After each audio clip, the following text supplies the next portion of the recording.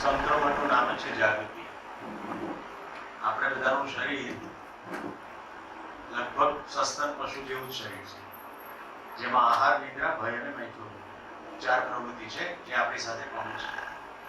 જો આ ચાર પ્રવૃત્તિની અંદર આપણી જિંદગી પૂરી થઈ જવાની હોય અથવા દિવસના મોટા ભાગનો સમય જો આ ચાર પ્રવૃત્તિમાં જ ગાળવાનો હોય તો આપણામાં પશુમાં કંઈ જાજુ અંતર.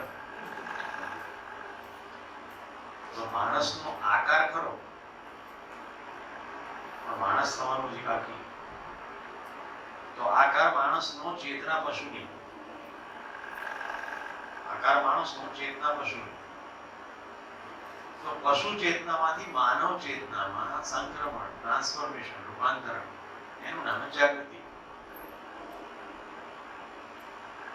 ઘસઘસાટ ઊંઘતા હોય એને તો હલબલાવીને ઉઠાડી દેવાય, પણ જેની આંખો ખુલી ગઈ છે, આમ પથારી છોડી દીધી છે, એને કેવી રીતે ઉઠાડો? સમજાય છે? આપણી જે ઊંઘ છે, શારીરિક ઊંઘ, એને તો ખાસ હલબલાવીને ઊંઘાડી શકાય, પણ આપણી માનસિક બેહોશી છે એ કોઈ બીજું ઉઠાડી શકે ખરું? સમજાય છે? મૂર્છિત થયેલા માણસને પાણી છાંટીએ તે જાગૃત થાય શરીરથી, પણ જે મૂર્છિત શરીરથી નથી એને કોઈ પાણી છાંટવાથી જાગૃતિ થાય? એ કેવી રીતે થાય? જાતે જ કરવી. એટલે આપણે બધા જ જાગૃતિ પથના યાત્રિકો છીએ, એટલે તો ભેગા થયા છે. બધાની પોતાની સ્થિતિ છે એ પ્રમાણે ગતિ છે. અત્યારે થોડાક શબ્દો આ બધાય નવા લાગશે, પણ હું હેતુપૂર્વક બોલી ગયો છું, પછી ધીમે ધીમે સ્પષ્ટ થતું જશે.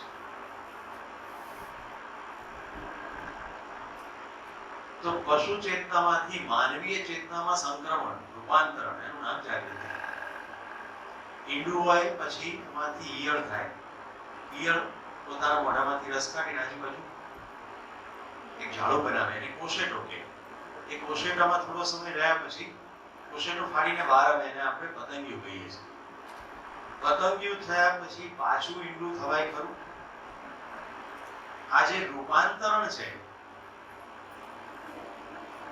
સમજો બરાબર. જે પતંગિયું છે એ જ ઈયળ હતું અને એ જ ક્યારેક ઈંડું હતું, પણ હવે બેકવર્ડ જર્ની પોસિબલ નથી. આ જે પ્રક્રિયા છે ને રૂપાંતરણ કહેવાય. તો પશુ ચેતનામાંથી માનવીય ચેતનામાં સંક્રમણ થયા પછી પાછું જવાનું નથી. એટલે શિબિરમાં જો ભાગ લઈએ પૂરેપૂરો, તો પહેલા દિવસે એન્ટર થયા હોય તો પાંચમા દિવસે પછી એવા રહી શકીએ. આ ભજન મૂકવાનું ખાસ કારણ એ હતું કે ચાલુ શિબિરમાં આંખો ખુલ્લી હોય છતાં આપણી બેહોશી કેટલી હદની હોય છે. મોબાઈલમાં મેસેજ કરતા હોઈએ, આપણને એમ છે કાન તો બધું સાંભળે જ છે.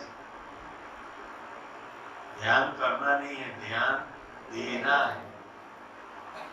શેની તરફ? સ્વયં તરફ.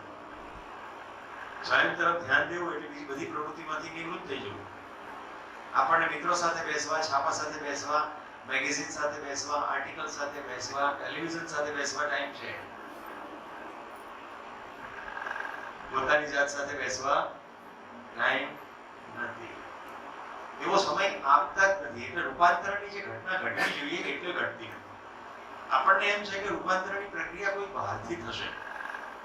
તો મિત્રો સ્પષ્ટ કરું, સુરેશ પટેલથી રૂપાંતરણની પ્રક્રિયા થશે નહીં.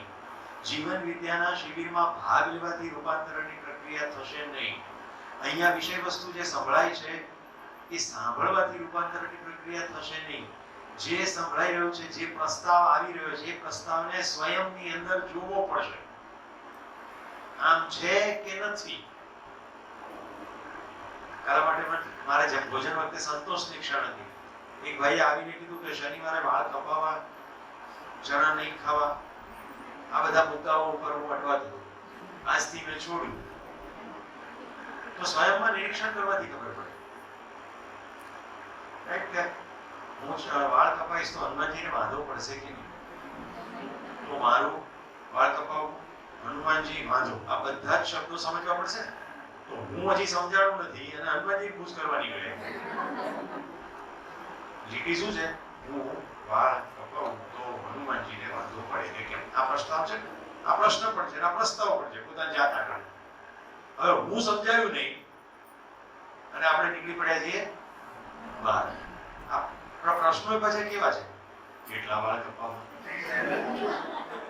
કોની પાસે કપાવવા, કઈ સ્ટાઇલના કપાવવા, કેટલા રૂપિયામાં કપાવીએ તો સારું રહે. એટલે હું તો આવવાનો જ નથી ને આની અંદર વચ્ચે ક્યાંય. મારા વાળની સ્ટાઇલ તો શાહરુખ ખાન નક્કી કરશે અને હું પાછો શિબિરની અંદર તો સ્વતંત્રતાની વાત કરીશ. સૃષ્ટિ સમજાય છે ને? સ્વતંત્રતાની વાત કરી. સ્વતંત્રતા મારી પેલો મોબાઈલનો વોટ્સએપ લઈ લેશે, એ નક્કી કરશે કે મારે શું કરવું.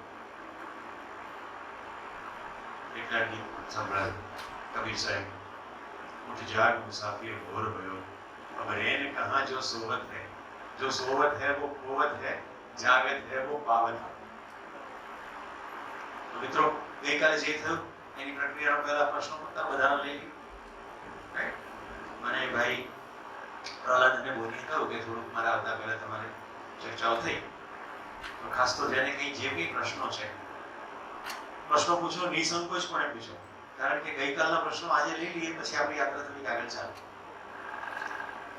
અને જે પ્રશ્ન ગોષ્ઠીમાં પૂછતા તમે સંકોચાય ન થાય એ પ્રશ્નો બિલકુલ પૂછો. રાઈટ? પૂછો ભાઈ વિશાલ. વિશાલ ને બોલો. માઇક જવા દો. મિલન તમારે વોલેન્ટિયરિંગ કરવું પડશે. મિત્રો નિસંકોચપણે પૂછો, કારણ કે મન ઉપર ભાર રાખીને શિબિરમાં ભાગ લઈ શકાશે નહીં. તમારી બેહોશી ચાલુ રહેશે. મનમાં એમ જ થાય કે આ તો કંઈ ભણાવતું હોય, ભય પ્રલોભનને આસ્થા વગર કોઈ જિંદગી ચાલે, ભય તો બતાવવું પડે, પ્રલોભન વગર તો કશું ના થાય. આ બધું આપણા મનમાં ચાલે જ છે. યસ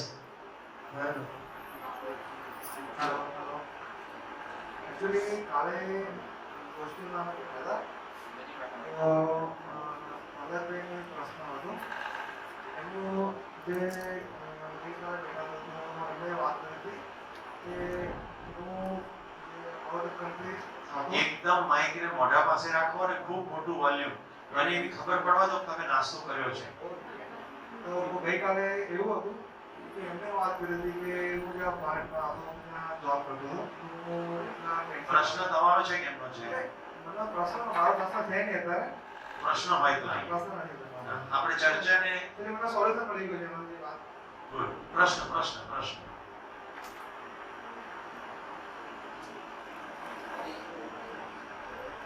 કોઈ પ્રશ્ન નહીં? બોનીભાઈ તમને જે પ્રશ્નો મળ્યા, પ્રહલાદભાઈ તમને જે પ્રશ્નો અહીંથી મળ્યા, એ વનભાઈ બનકો પહેલા બોની કહી દે.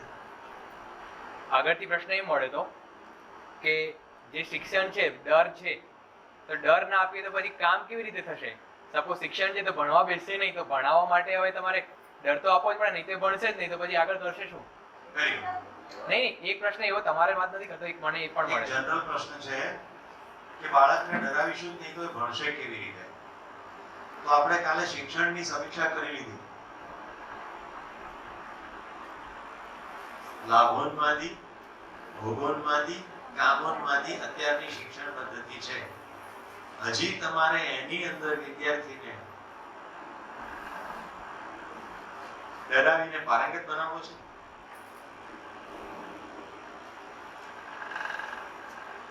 ઉઠ જાગ મુસાફિર ભોર ભઈ.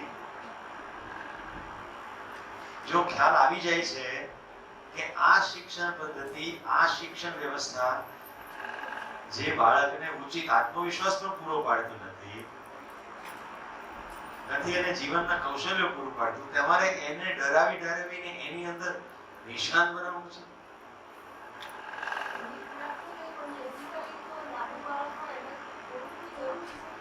થોડુંક એટલે કેટલું?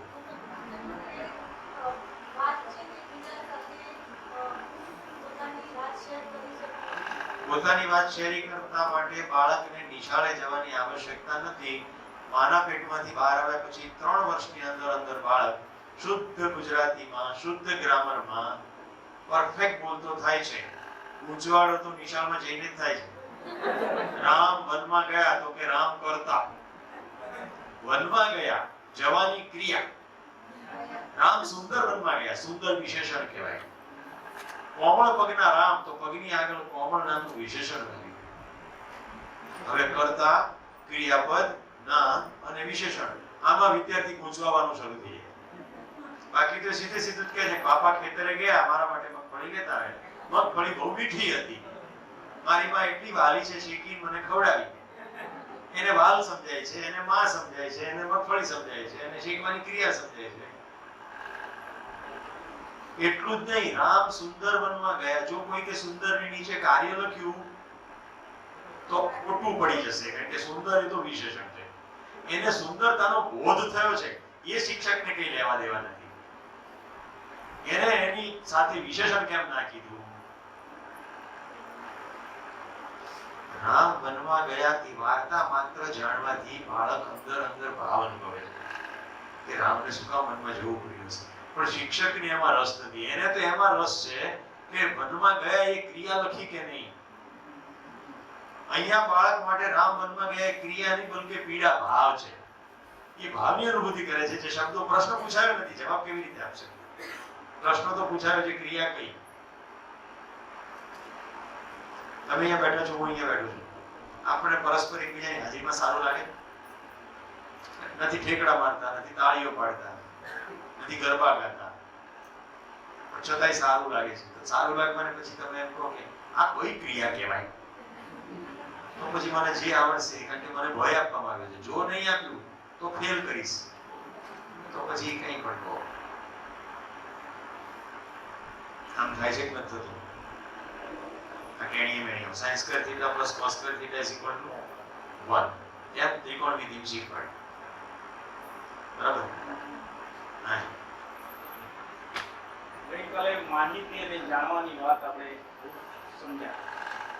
એટલે માહિતીના પગથિયા ઉપર ઊભા રહીને જ આપણે જાણી શકીએ છીએ. પ્રશ્ન છે? હા. ગુડ. જાણવા માટે માહિતી અનિવાર્ય છે. બરાબર, સાચો જવાબ છે. એના પ્રશ્નના જવાબ પર અંદર આવી ગયા. માહિતી એટલે સૂચના હિન્દીમાં. માહિતીથી શરૂ થાય પણ માહિતીથી પૂરું ના થાય. એકવાર સૂચના મળી ગઈ, પ્રસ્તાવ મળી ગયો, પછી અંદર જોવું પડે. અંદર જોઈએ અને સત્યની અનુભૂતિ કે પ્રતીતિ થાય તો એ જ્ઞાન બને, નહીં તો જ્ઞાન બને નહીં. દાખલા તરીકે 10મા ધોરણનો એક વિદ્યાર્થી જેના પર્યાવરણ વિજ્ઞાનમાં 100 માંથી 100 આવ્યા છે, એ બસ સ્ટેન્ડ ઉપર ઊભો લીમડાના ઝાડના પત્તા કારણ વગર તોડે છે, કારણ કે બસ આવી નથી.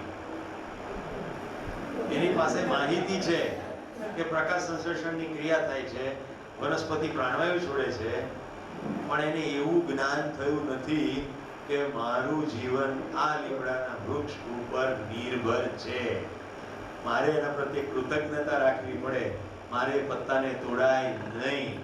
આવું એને જ્ઞાન અથવા સમજણ ઊભી થઈ નથી. માહિતી તો મળી છે. એટલે તમારો પ્રશ્ન બિલકુલ સાચો છે.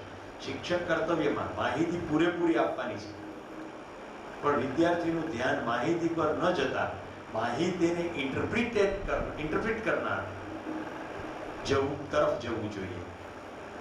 એક મિનિટ, આખો જવાબ હું પૂરો કરું છું, હજી પૂરો નથી થયો. માહિતી ક્યાંક બહાર છે. એ માહિતી જ્યાં સુધી મારો પોતાનો ભાગ ના બની જાય, મારો ભાગ, મારા દિમાગનો ભાગ નહીં. દિમાગનો ભાગ એટલે સ્ટોર હાઉસ. ચોપડીમાં હતું ત્યાંથી કોમ્પ્યુટરમાં નાખ્યું, કોમ્પ્યુટરમાંથી દિમાગમાં નાખ્યું. જેમ ચોપડીમાંથી વાંચી શકાય એમ દિમાગમાંથી પણ વાંચીને બોલી શકાય. આ એક સ્પીકિંગ મશીન થઈ ગયું. તો ક્લાસની અંદર ટીચર આવે, એ માહિતી આપે એટલે વિદ્યાર્થીના દિમાગમાં, શિક્ષકના દિમાગવાળી માહિતી વાયા બ્લેકબોર્ડ દિમાગમાં જતી રહે. આટલું ખ્યાલ આવે છે? આમ એક શિક્ષક હજારો વિદ્યાર્થીઓ સુધી માહિતી પહોંચાડી શકે. ટેક્સ્ટબુકથી, ઝેરોક્સથી, સીડીથી. મારી સામે આવનારા દિવસો એવા છે મીનાક્ષીબેન કે અહીંયા યુએસબી પ્લગ આવશે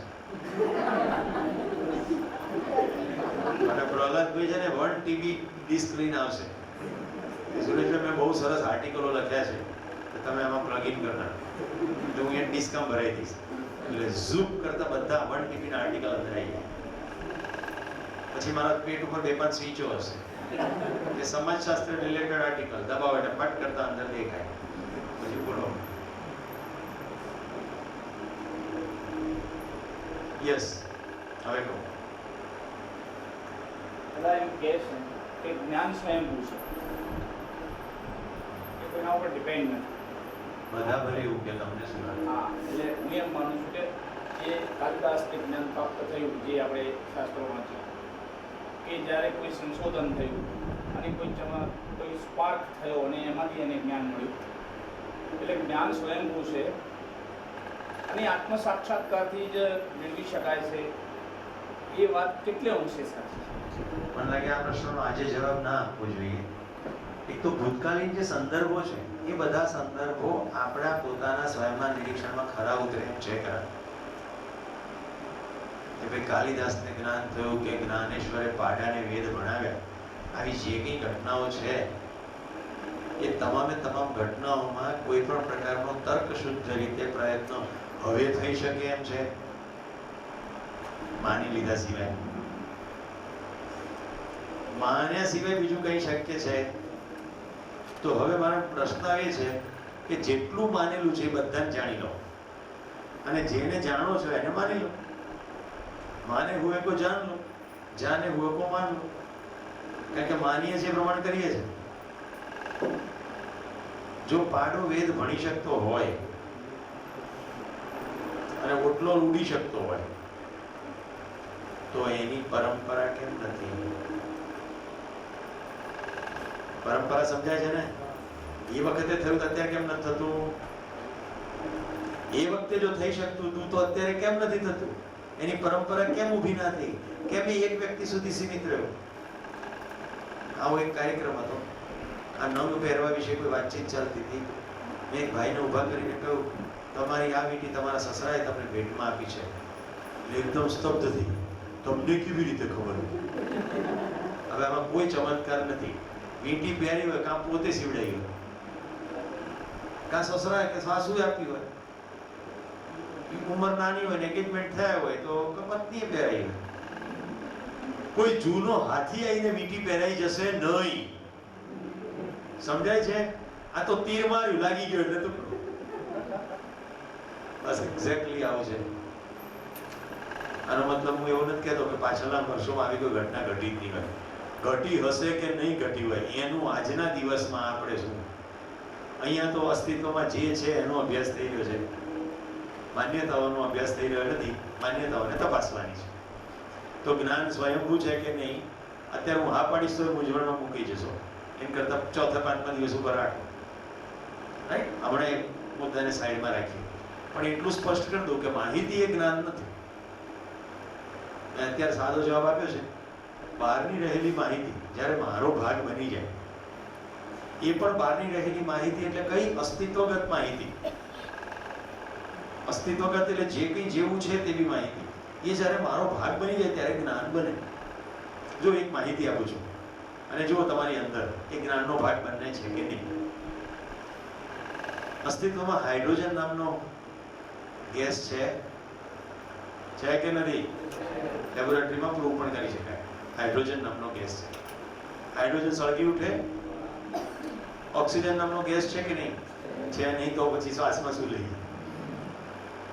ઓક્સિજન નામનો ગેસ કોઈ પણ વસ્તુને સળગાવવા માટે જરૂરી છે? હા કે ના? અસ્તિત્વમાં હાઇડ્રોજન પણ છે, ઓક્સિજન પણ છે. એ બંનેને ભેગા કરીએ તો પાણી થાય, જે આગને ઓલવવા માટે કામ લાગે. અસ્તિત્વની ખૂબસૂરતી જુઓ. સળગાવનારો ગેસ, સળગનારો ગેસ, એ બે ભેગા થાય તો સળગવાને બદલે આગ બુઝાવનારું પાણી ઉત્પન્ન થાય છે અને એમાં માણસનો કોઈ રોલ નથી. આવું જો સમજાઈ જાય, આત્મસાત થઈ જાય તો પાણીનો નળ બંધ કરો એવું કહેવું પડશે ખરું? ખાલી આગ બુઝાવવાની વાત નથી. સંસારભરના તમામે તમામ જીવોની તરસ બુઝાવવા માટે પણ પાણીની આવશ્યકતા છે. જીવન પાણી ઉપર જ બનતી રહ્યું છે એમ આપણે કહીએ. પાણી બચાવો, જળ બચાવો અભિયાન ચલાવવાની જરૂર છે કે અસ્તિત્વગત માહિતી એવી રીતે પીરસવાની જરૂર છે કે વિદ્યાર્થીને એને બચાવવા માટેની સમજ આપોઆપ ઊભી થાય? વનસ્પતિનો પ્રકાશ સંશ્લેષણનો નિયમ સમજાવવાની જરૂર છે કે મારો વનસ્પતિ ઉપર શું પરસ્પર સંબંધ છે એ સમજાવવાની જરૂર છે. એની અંદર પ્રકાશ સંશ્લેષણનો નિયમ ડિટેલ કરવો હોય તો કરો, પણ મારી સમગ્ર જિંદગી, મારું આખું શરીર વનસ્પતિ ઉપર પૂર્ણતયા નિર્ભર છે. પૂર્ણતયા 100%. એક વનસ્પતિ લઈ લો મનમાં અને વિચાર કરો તમે એના કયા અંગો પાંગો વાપરો. આજ સવારે હું જ્યાં રહ્યો છું ત્યાંથી એ ભાઈ મારી પાસે આવીને કે સાહેબ સરસ ફક્કડ જાદુવાળી ચા બનાવી, તમે પીવડાવો? પીવડાવો ભાઈ. મૂળિયાનો ઉપયોગ કર્યો? યસ ઓર નો? પછી હવે કાલ્પનિક સ્ટોરી કહું છું. પછી હું વિસનગર ગયો, ત્યાં જઈને મેં એમ કીધું ભાઈ શેરડીનો રસ કાઢી એટલે થડનો ઉપયોગ કર્યો. ત્યાં હિમાંશુ આવ્યા કે થડ ઉપર લાગેલા ફળ ખાવા છે, ખાવા છે, એટલે એને મને ચીકુ આપ્યા. રાઈટ હિમાંશુ? ફળ ખાધું. હિમાંશુની એક રેણુકા નામની મમ્મી કે પાલકની મસ્ત ભાજી બનાવી છે, રોટલો ભાજી ભાવશે? બહુ જોરદાર ભાવશે, પણ હાથ ઉપર રાખો. તો દાણા આવી ગયા, ફળની અંદરના બીજ આવી ગયા. ચીકુ તો આવ્યું તું, ફળ જે રોટલો બન્યો છે બાજરો એ બીજ છે, બીજ આવી ગયા, પાંદડા આવી ગયા. પણ ભાજીની અંદર ભાભી થોડુંક જીરું વાત તો મજા આવી ગયા. તમામ પ્રકારના મરી મસાલા, એ કાં તો પાંદડાનો ભૂકો છે, કાં તો ડાળખાનો ભૂકો છે, કાં તો મૂળિયાનો ભૂકો. હળદર એટલે મૂળિયાનો ભૂકો, કેટલાક ફ્રૂટનો ભૂકો. તો ફળ, ફૂલ, પત્તા, થળિયા કંઈ બાકી રાખતા નથી. દક્ષિણ ગુજરાતમાં ગયો હતો તો મને લીલા વાંસનું શાક અને લીલા વાંસનું અથાણું ખાવા મળ્યું હતું. લીલો ગ્રીન વાંસ. પછી મારા ઘરે મેં વાંસ ઉગાડ્યા તો હું આમ જોયા કરું કે આપણને તો આવડતું નથી. વાંસ તો છે.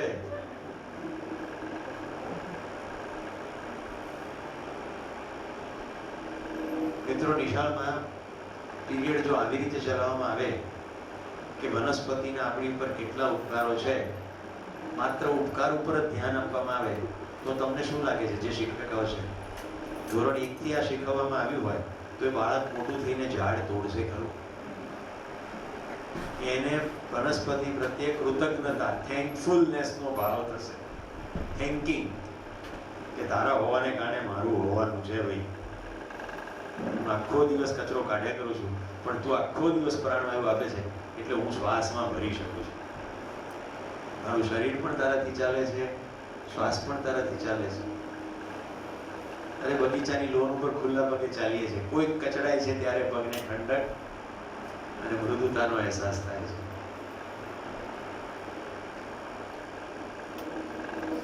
આટલી આ બળબળતી ગરમીમાં જેણે પણ છાયાનો લાભ લીધો છે એને ખબર હશે કે લીમડાનું હવાપણું એટલે શું.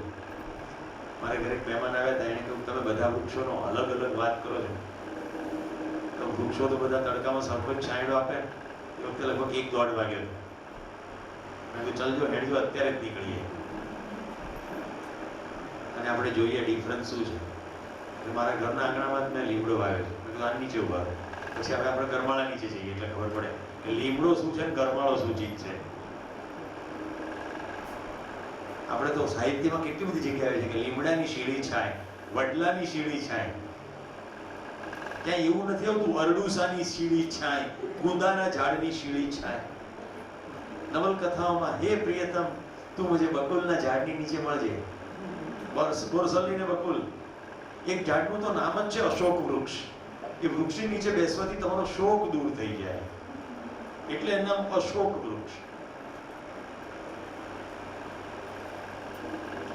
હજી જેટલી વાત કરવી એટલી થાય, પણ હમણાં શિયાળો ગયો છે, બધા ચ્યવનપ્રાશ ખાતા હશે, ભાવતો એક ના ભાવતો હોય તો ઘણે ઘરમાં આમળાના શરબત તો પીતા જ હશે.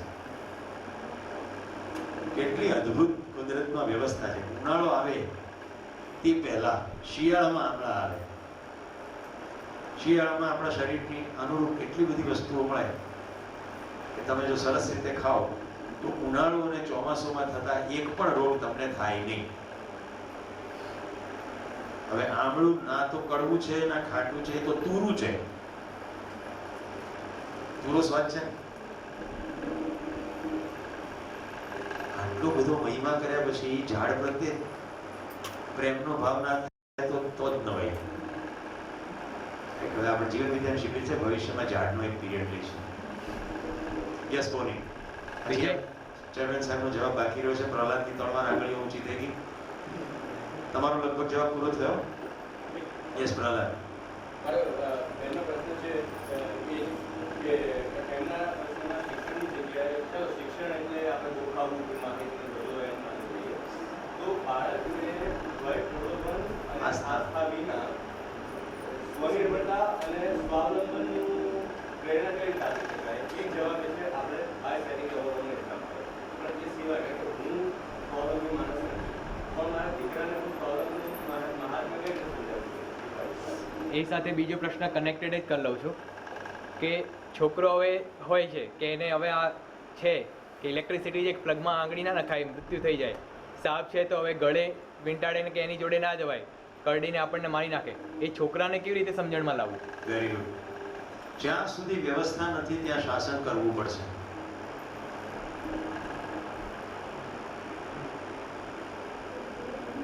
અરે આ પૂરો કરીએ ને પહેલા આ પ્રશ્ન આ કરો.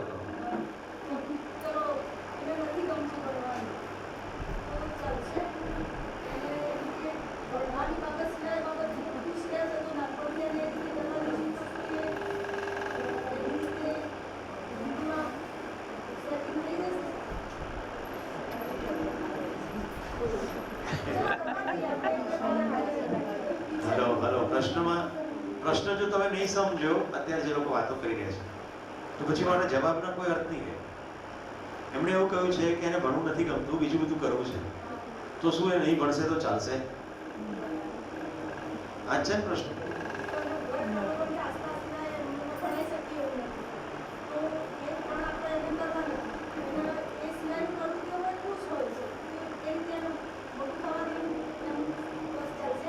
ચાલશે એવી રીતે મોટું થવા દેવું ચાલશે, ભણાયા વગર ચાલશે એવું કે છે. હવે પહેલા બધા પોતાની અંદર જુઓ. તમે તમારા બાળકને ચાહો છો? એની ખુશીમાં તમારી ખુશી છે કે તમારી માન્યતા એની પર થોપવામાં તમારી ખુશી છે?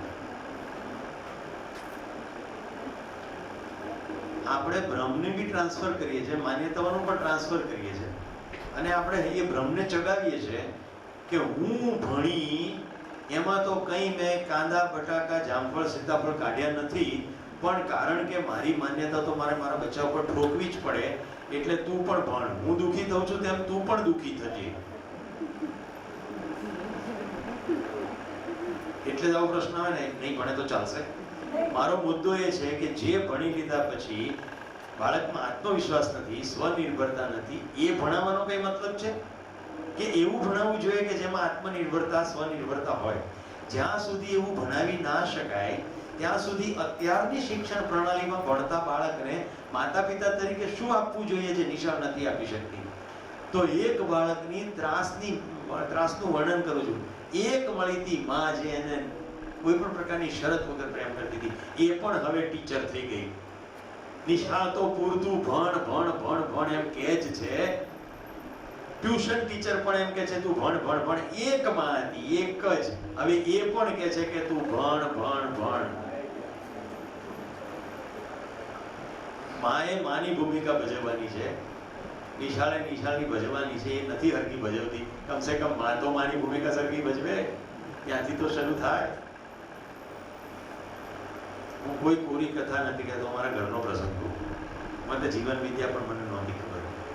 મારી દીકરીને અત્યારે 27મું વર્ષ છે ઉંમર. 3 વર્ષે મેં એને સાપ રમવા આપ્યો, કારણ કે મને મારી અંતરયાત્રા શરૂ થઈ હતી 8મા ધોરણમાં, 13 વર્ષની ઉંમરે. પ્રશ્નો શરૂ થઈ ગયા હતા અંદર. એટલે મને એટલી તો ખબર પડી ગઈ હતી કે ગુજરાતી તરીકે આપણે ફટ્ટુસ પ્રજા કેમ છીએ. કારણ કે મને મારા માતા પિતાએ ભૂત બીવડાયા, ભૂત પકડી જશે, બાવ પકડી જશે, બધા ભયો ઉપર મેં મારી જાતે કબજો મેળવ્યો છે. મને કોઈએ મદદ ના કરી. અંધારામાં જતા બીક લાગે. વિચાર કરો, 10મા ધોરણનો વિદ્યાર્થી, બધા સૂઈ ગયા હોય, નવી SSC આવી હતી, ઘરમાંથી સતત એક પ્રકારનું દબાણ હોય કે ખૂબ સારું ભણો ને તો મજૂરી કરશો. એટલે તો આજ વાક્યમાં હું મોટો થયો છું. મારા પપ્પા સ્ટાન્ડર્ડ વાક્ય કહેતા, હમણાં મજૂરી કરો આખી જિંદગી લેર કરો, હમણાં લેર કરો આખી જિંદગી ઢસડ બોલો મજૂરી કરો. એટલે મનમાં એવું ઠસી ગયું કે ખૂબ સારા માર્ક લાવીએ તો ખૂબ સારું કામ ધંધો નોકરી થાય અને ડોક્ટર થવાનું છે, કારણ કે ઘરમાં કોઈ ડોક્ટર હતું નહીં એટલે ડોક્ટર થવાનું. બીજી કોઈ લાઈન ખબર નહીં, ખાલી ડોક્ટર થવાનું છે, આટલું જ ચાલ્યું. તો 12મા ધોરણમાં મારી એક માર્ક ખૂટ્યો, ત્યારે તો બધું કોમન પ્રવાહ હતો. એન્જિનિયરિંગમાં એડમિશન મળ્યું, ખબર નહીં કઈ ડિસિપ્લિનમાં એન્જિનિયરિંગમાં જવું. એક મિત્રના પિતાજી અરવિંદ મિલમાં ફેક્ટરી મેનેજર હતા, એને જઈને પૂછ્યું તો કે ઇલેક્ટ્રિકલ એન્જિનિયરિંગ બહુ હોટ લાઈન કહેવાય. સારું ભાઈ એમાં લઈએ, એટલે એમાં એડમિશન લીધું.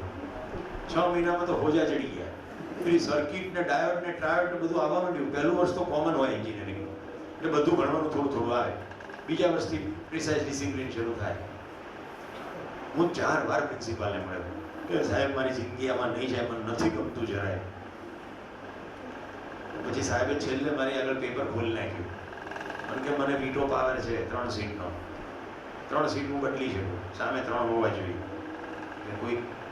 કોઈક જગ્યાએ તમારે જવું છે, એ જગ્યાએથી કોઈકને તમારી ડિસિપ્લિનમાં આવવું હોય તો બદલી શકું, પણ કન્ડિશન છે એટલે 3 જ છે. એટલે ટોપર હોય છે 3, એ 3ને બદલવી એને મળે. તો મંદી પડ્યો. ગુજરાત યુનિવર્સિટીનો વિદ્યાર્થી, એની નીચે 2 કોલેજ આવી, એલડી એન્જિનિયરિંગ ને એલી મોરબી. હું આખી કોલેજનો ફર્સ્ટ આવી ગયો, તૂટી ગયો. રાઈટ, સાહેબ પાસે જઈને ઉભો રહ્યો કે શેમાં જવું છે? મેં સિવિલમાં. હું એટલી બધી વાર મળ્યો હતો કે સાહેબનું દિલ પણ દ્રવી ગયેલું. મારી સામે કોઈને મૂક્યો નહીં, પણ મને તો સિવિલમાં મૂકી દીધો. હવે મારું લોજિક કેવું ખબર છે? સિવિલમાં જવાનું લોજિક જોજો. મારા નાનાજી સિવિલ કોન્ટ્રાક્ટર હતા અને ડેમ ને ઇરિગેશનના કામો કરે, એટલે એમની સાથે ક્યારેક સાઇટ ઉપર જવાનું થાય તો નદી હોય, નાળા હોય, આજુબાજુ જંગલ હોય.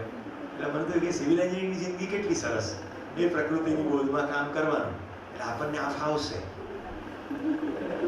સિવિલમાં આવી ગયા.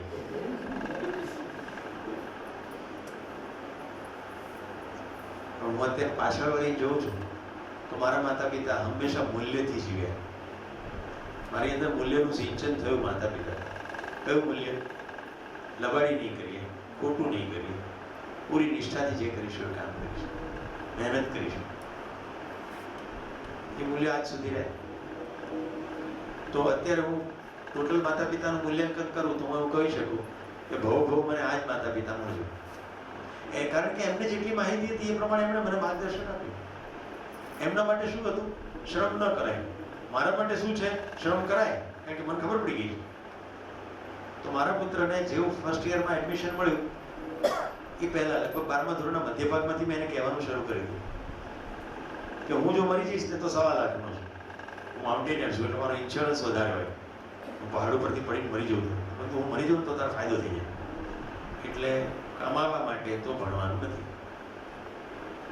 ઈશ્વરની કૃપાથી આપણી પાસે એટલું પૂરતું છે કે તારે કમાવું ના પડે. તો કમાવા માટે નથી ભણવાનું. ભણવાનું છે એક માનવીય તત્વ ઉજાગર કરવા. જીવન વિદ્યા આવેલી 11મા ધોરણના મધ્ય ભાગમાં મારું અધ્યયન ચાલે ડીપમાં. તો અત્યારે મારો દીકરો અઠવાડિયામાં દર 1 દિવસ, અને હમણાં વેકેશન છે તો 1 થી વધુ દિવસ, ગાંધીનગરના જુદા જુદા સેક્ટરમાં સફાઈનું અભિયાન ચલાવે છે. કોઈ ઝંડાબાજી નારાબાજી નહીં, એને મિત્રો ઉભા કર્યા છે. બધા ભેગા થઈને સફાઈ કરે, ત્યાંના આજુબાજુના લોકોને ભેગા કરે અને પછી કહે કે અમે 2 અઠવાડિયે 3 અઠવાડિયે સાફ કરીશું, પણ કાંઈ તમારો કચરો ઉપાડવા માટે નથી આવતા, સમજી જાઓ, વ્યવસ્થા કરી દઈએ, મ્યુનિસિપાલિટીને કોન્ટેક્ટ કરે, બિન મુકાવે, એવું બધું કરે છે. ફાલતુ સમયની અંદર એન્જિનિયરિંગની પરીક્ષાઓ ચાલે તો બાંબુની સાયકલના જોઈન્ટ બનાવી કરે. ભણે છે મિકેનિકલ એન્જિનિયરિંગમાં, કોમ્પ્યુટર ઉપર કોમ્પ્યુટર એન્જિનિયરિંગનો પણ અભ્યાસ કરે. મારા તરફથી પૂર્ણ સ્વતંત્રતા છે, જે કરવું હોય તે કરે, મૂલ્યો સાથે બાંધછોડ નહીં. એક પણ વાર મને વિચાર સુદ્ધા નથી આવતો કે કમાશે શું. મેં એ પણ કીધું છે, તને કોઈક સમય કેવું લાગે કે એન્જિનિયરિંગ પૂરું નથી કરવું અને રિસર્ચમાં જવું છે, જે તું કરી રહ્યો છે, તો પણ સ્વતંત્રતા છે. કોઈ પ્રકારનું સ્વતંત્રતા છે જ નહીં. પોતાની અંદર જો સદભાગ્ય છે કે જીવન વિદ્યા પહેલા એના જીવનમાં આવી, પછી મારા જીવનમાં આવી. એટલે સતત એક પ્રકારની અંદર પ્રવૃત્તિ તો ચાલતી જ હોય. યોગ્ય શું છે ન થાય, અયોગ્ય શું છે એની ખબર પડતી જ હોય. આપણે જે કાલે વાત ચાલતી હતી, વેલોર ઇન્સ્ટિટ્યૂટ ઓફ ટેકનોલોજીમાં એડમિશન મળ્યું, પણ મેં એની સામે પ્રસ્તાવ મૂક્યો કે તું ગમે ત્યાં ભણશે, એન્જિનિયર સારા થવું હોય તો માસ્ટર્સ તો થવું જ પડે, એનાથી નીચે નથી એન્જિનિયરિંગ. તમારી બધાની જાણ માટે માસ્ટર્સ ઓફ એન્જિનિયરિંગ ના કરો ત્યાં સુધી લગભગ ચણા મમરા જેવું જ છે. મેં એન્જિનિયરિંગ કર્યું છે, BE, એટલે મને ખબર છે.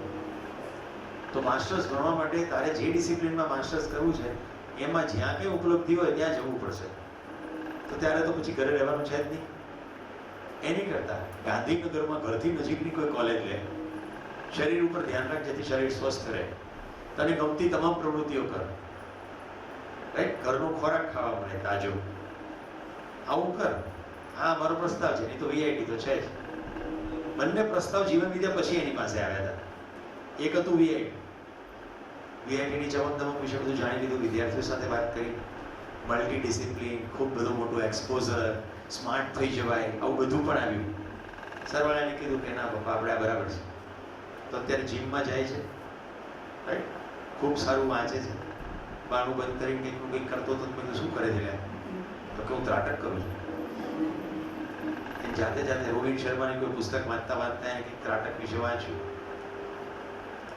અમે પતિ પત્ની સંતુષ્ટ છીએ કે વગર કહે, ખાલી એના માતા પિતાના આચરણમાં જોઈને એને એની રીતે સેવાની પ્રવૃત્તિ. મેં નથી કીધું સફાઈ કરો, મેં જરાય નથી કીધું, એ જાતે કરે. હવે મુદ્દા ઉપર આવીએ. એમનો જે પ્રશ્ન, મને એટલી તો ખબર પડી ગઈ હતી, મારી એક જ દીકરી છે ને એક જ દીકરો, મારે એના ટીચર નથી થવાનું. એટલે મારા બંને બાળકો ખૂબ સારું ભણ્યા છે, સંતોષપૂર્વક ભણ્યા છે, ખૂબ સારું વાંચ્યું છે. જો કે જે ભણ્યા છે એ તો આ ભગતમાંથી જ ભણ્યા છે, પણ સાથે બીજું માતા પિતા તરીકે જે આપવાનું છે મેં આપ્યું છે. એટલે બંને બાળકો ખૂબ સારા વાચકો થયા, એટલે વિવિધ પ્રકારનું વાંચે. તો મારી દીકરી જીવન વિદ્યાના 2 શિબિરમાં ગઈ તો એના શિક્ષકે કીધું કે તું ઇંગ્લિશની અંદર શિબિર ચલાવવાની તૈયારી કર, અને ઇંગ્લિશની અંદર કોઈ શિબિર ચલાવનારા બહુ જ ઓછા છે. પાકિસ્તાન અને ભૂતાનમાં બહુ ડિમાન્ડ છે. તો એક રસ્તો મળી ગયો. એનું મેં જે એન્ગેજમેન્ટ કર્યું તો એને પ્રસ્તાવ મૂક્યો કે 4 શિબિર મિનિમમ. હું બધાને કહું છું ને, તો શિબિર કરનાર પછી લગ્નની વાત કરે છે. શિબિર ના કરે તો આપણે લગ્ન ઉપર પૂર્ણ વિરામ મૂકીએ. કારણ કે બેઝિક જિંદગીની સમજણ વગર પતિ પત્ની થવાનો અર્થ નથી. જેટલો ભ્રમ ખબર પડી ગઈ એ ભ્રમ થોડો કન્ટિન્યુ કરીશું ભાઈ. મને જે દિવસે એવી ખબર પડી ગઈ કે હનુમાનજી જેને હું બહુ મોટું તત્વ માનું છું એ મારી તેલની ટબુડીથી કન્વિન્સ થઈ જતા હોય તો ગાંધીનગરના કારકુનથી બી નીચે પડ્યા. જેને હું આટલી ભવ્ય શક્તિ માનું છું એ મારી ઘીની અને દૂધની ટબુડીથી. તો જ્યારે સ્વયંમાં નિરીક્ષણ કરીએ ત્યારે ખબર પડે છે કે ઈશ્વર તત્વ વિશે પણ આપણો બહુ મોટો ભ્રમ છે. એક પ્રસંગ કહું છું. લોકો એમ કે ભગવાનને પ્રસન્ન કરીએ, ભગવાનને ખુશ કરીએ એટલે ભગવાન આપણું અમુક કામ કરે. પ્રત્યેક હિન્દુને કેટલીક યાત્રાઓ કરવાની ઈચ્છા હોય છે, જેમ કે કૈલાસ કે બદ્રીનાથ, કેદારનાથ, શિવ કે વૈષ્ણવ જેવા લોકો. મને તો મેં કીધું એમ આવી અંતરયાત્રા શરૂ થઈ ગઈ એટલે કોઈ યાત્રા કરવાની. હું મંદિરે ના જઉં પછી યાત્રા કરવાનો ક્યાં મુદ્દો છે? મંદિર નહીં જવું એટલે હું નાસ્તિક નથી એવું કોઈ ના માનતા. મારી માને મંદિર લઈ જાઉં, મારા સાસુ મંદિર લઈ જાઉં, જેને મંદિર જવું એને લઈ જાઉં. એ જેમ પ્રણામ કરે પગે લાગુ, એમનું દિલ ના દુખે એ મારું ધ્યાન હોય. બાકી મને બિલકુલ ખબર કે હું આમ હાથ જોડું કે આમ હાથ જોડું એ ફેર પડતો. હું અંદર શું વિચારું છું એનાથી જ ફેર પડે. અમે લોકો ટ્રેકિંગ કરવા ગયા, માઉન્ટેનર રહ્યા ને એટલે બધું પરિવારમાં બધા એવા રખડું. એટલે અમે બધા ભેગા થઈને 110 કિલોમીટરનો હિમાલયનો ટ્રેકિંગનો કાર્યક્રમ કર્યો. એમાં કેદારનાથજી ગયા. હવે કેદારનાથજી પહોંચ્યા અને સાંજનો સમય હતો અને આરતી શરૂ થઈ. એટલે જે સામાન્ય કોઈ પણ હિન્દુમાં જેટલી ભક્તિ હોય છે, મારામાં ભક્તિની જગ્યાએ આદર શબ્દ રખાય.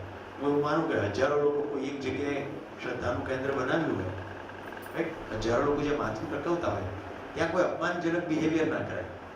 કારણ કે આપણે હજારો લોકોના શ્રદ્ધાને ઠોકર મારી. આપણે જે માનતા હોય તે માનીએ, પણ બીજાને શું કરવા એનું કંઈ કરવું. એટલે બધાની સાથે હું પણ આરતીમાં ગયો અને કોણ જાણે કેમ બધા કરતાં મારા શરીરે જુદી રીતનો રિસ્પોન્સ કર્યો. ખુલ્લા પગે હું 30 મિનિટની આરતીમાં રહ્યો ત્યાં સુધીમાં મારા શરીરમાં એટલી બધી ઢાઢ પ્રસરી ગઈ. મારી સાથે 9 જણા હતા મારા પરિવારના. કોઈને એટલી ઠંડી ના લાગી જેટલી મને લાગી, પણ મને અંદરથી ખબર પડી ગઈ કે જો મેં મારી જાતને કવર અપ ના કરી તો હું ગયો. કારણ કે હાઇપોથર્મિયા અને હાઇપરથર્મિયા, ઠંડી લાગી જવી અને લૂ લાગી જવી, એવી બે પ્રક્રિયાઓ શરીર સાથે થાય છે, જેમાંથી તમે પાછા ના મળી શકો, મૃત્યુ જ થઈ જાય. એટલે પછી હું સંપૂર્ણ રીતે ડબુ રહીને પથારીમાં ઘૂસી ગયો. મારી સાથે મારા મિત્ર હતા જે વિનોદ જોશી કિસાની, એમણે પૂજારી સાથે સેટિંગ કર્યું. તો પૂજારીના ઘરમાં જ મંદિરની બાજુમાં જ અમે ઉતર્યા હતા. એટલે આમ જ જવાય એટલે કેદારનાથજીની અંદર જવાય. સવારે 4 વાગ્યાનો અભિષેક, ઘીનો અભિષેકનો પહેલો નંબર અમારો હતો. એટલા બધા યાત્રાળુઓ, રાઈટ. મેં રાત્રે ઘોષણા કરી દીધી કે હું ઘીના અભિષેકમાં ભાગ લેવાનો નથી. એટલે બધા કે કેમ?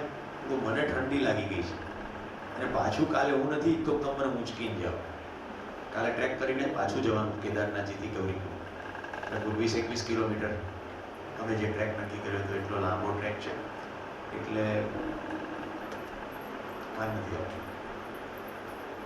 રાત્રે મારા પત્ની રડતા રડતા કે ફરી ક્યારે આવીશું, આટલી સારી તક મળી છે, વિનોદભાઈ બધું ગોઠવ્યું છે.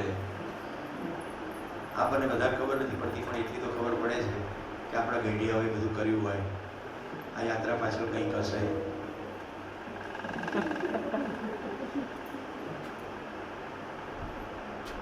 તો કરવું જોઈએ. એટલે મેં કીધું બસ તું જજે, મારે જવું.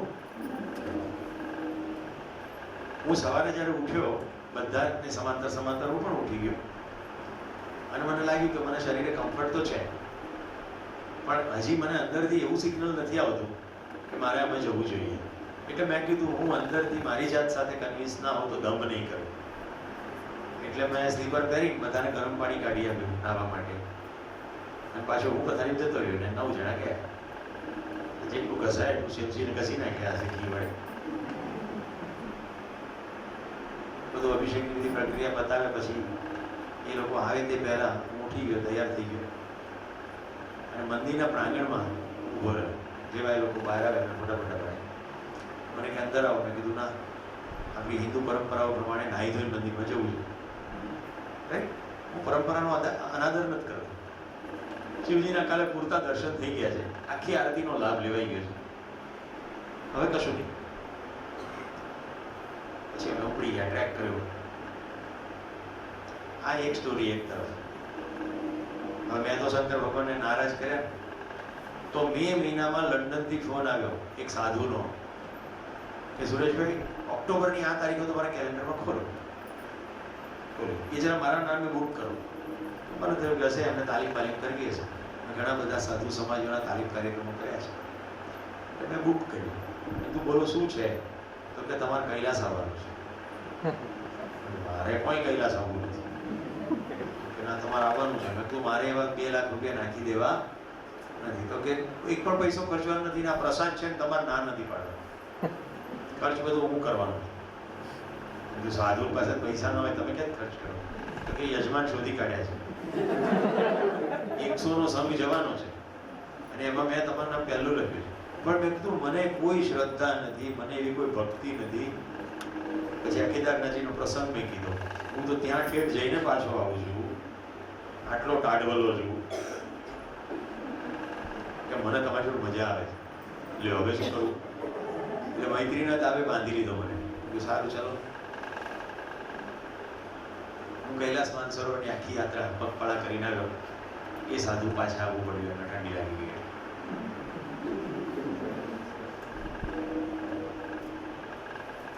આ આખા પ્રસંગમાં શું લાગે?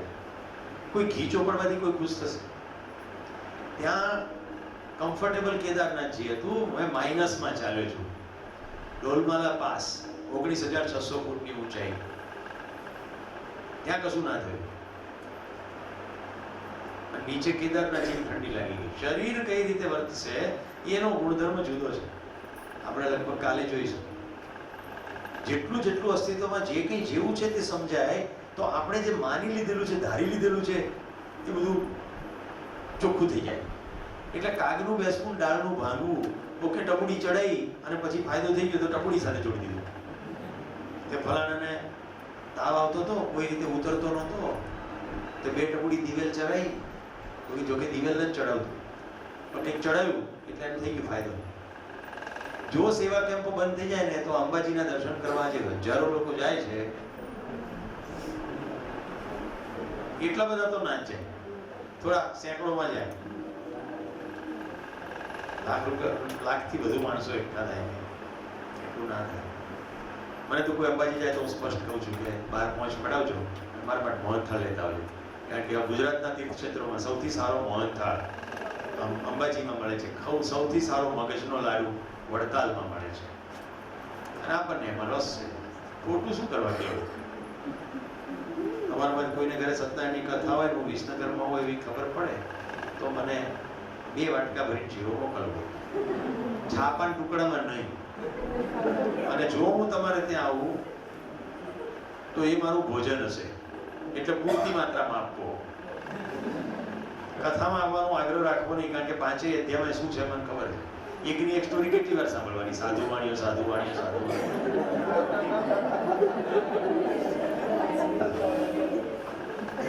તો કોઈને એકની એક વાર્તા કીધા કરો તો કંટાળી જાય. મને નવાઈ એ લાગે છે કહેનાર અને સાંભળનાર કંટાળતા કેમ નથી? કારણ કે માની લીધેલું છે આમ કરવાથી મને લાભ થશે, પ્રલોભન નહીં કરું તો ઉત્થાપન નહીં કરું તો સાધુવાણીની જે સ્થિતિ થઈ મારી થશે. એટલે 5 અધ્યાયમાં બેહી જ રહેવું પડે, પગમાં ભલે ખાલી ચડી ગઈ હોય. ભય અને આસ્થા મારા હાર્દિકનું ગોઠવાતું નથી. જો ગોઠવાઈ જાય ને તો સત્યનારાયણની કથા માનું છું, એટલે ગોઠવાઈ જાય એટલે પછી સત્યનારાયણની કથા બેવાય નહીં બોલા. તમે અહીં આવજો. એ ભાઈ અમદાવાદથી વિસનગર આવતા એના પડોશીને આ બાજુ વડનગર આવવું હોય એટલે પડોશી કહે કે તમે વિસનગર જાઓ ત્યારે મને લેતા જજો. તો હાર્દિકના થનારા સસરા એની થનારી સાસુને કે ચૂપચાપ નીકળી જવાનું, જો નહીં તો જોડે જોડાઈ જશે. જઈએ છે સત્યનારાયણની કથામાં, શરૂ થાય છે અસત્ય. આખી સત્યનારાયણની કથાનો મર્મ એટલો છે કે સાચું બોલવું. Okay, boring. શું પોઈન્ટ હતો? થઈ ગયો આન્સર? તમારો પ્રગટ થઈ ગયો? આચરણથી, પોતાના આચરણથી. હું સ્વાવલંબન ના હું તમારા દીકરાને ના કહી શકું. યસ. મારી પત્નીનો ભૂતનો ડર છે, મારો ડર નથી. એમાં એવું છે, ભૂત કરતા રાક્ષસ થોડું લોઅર લેવલ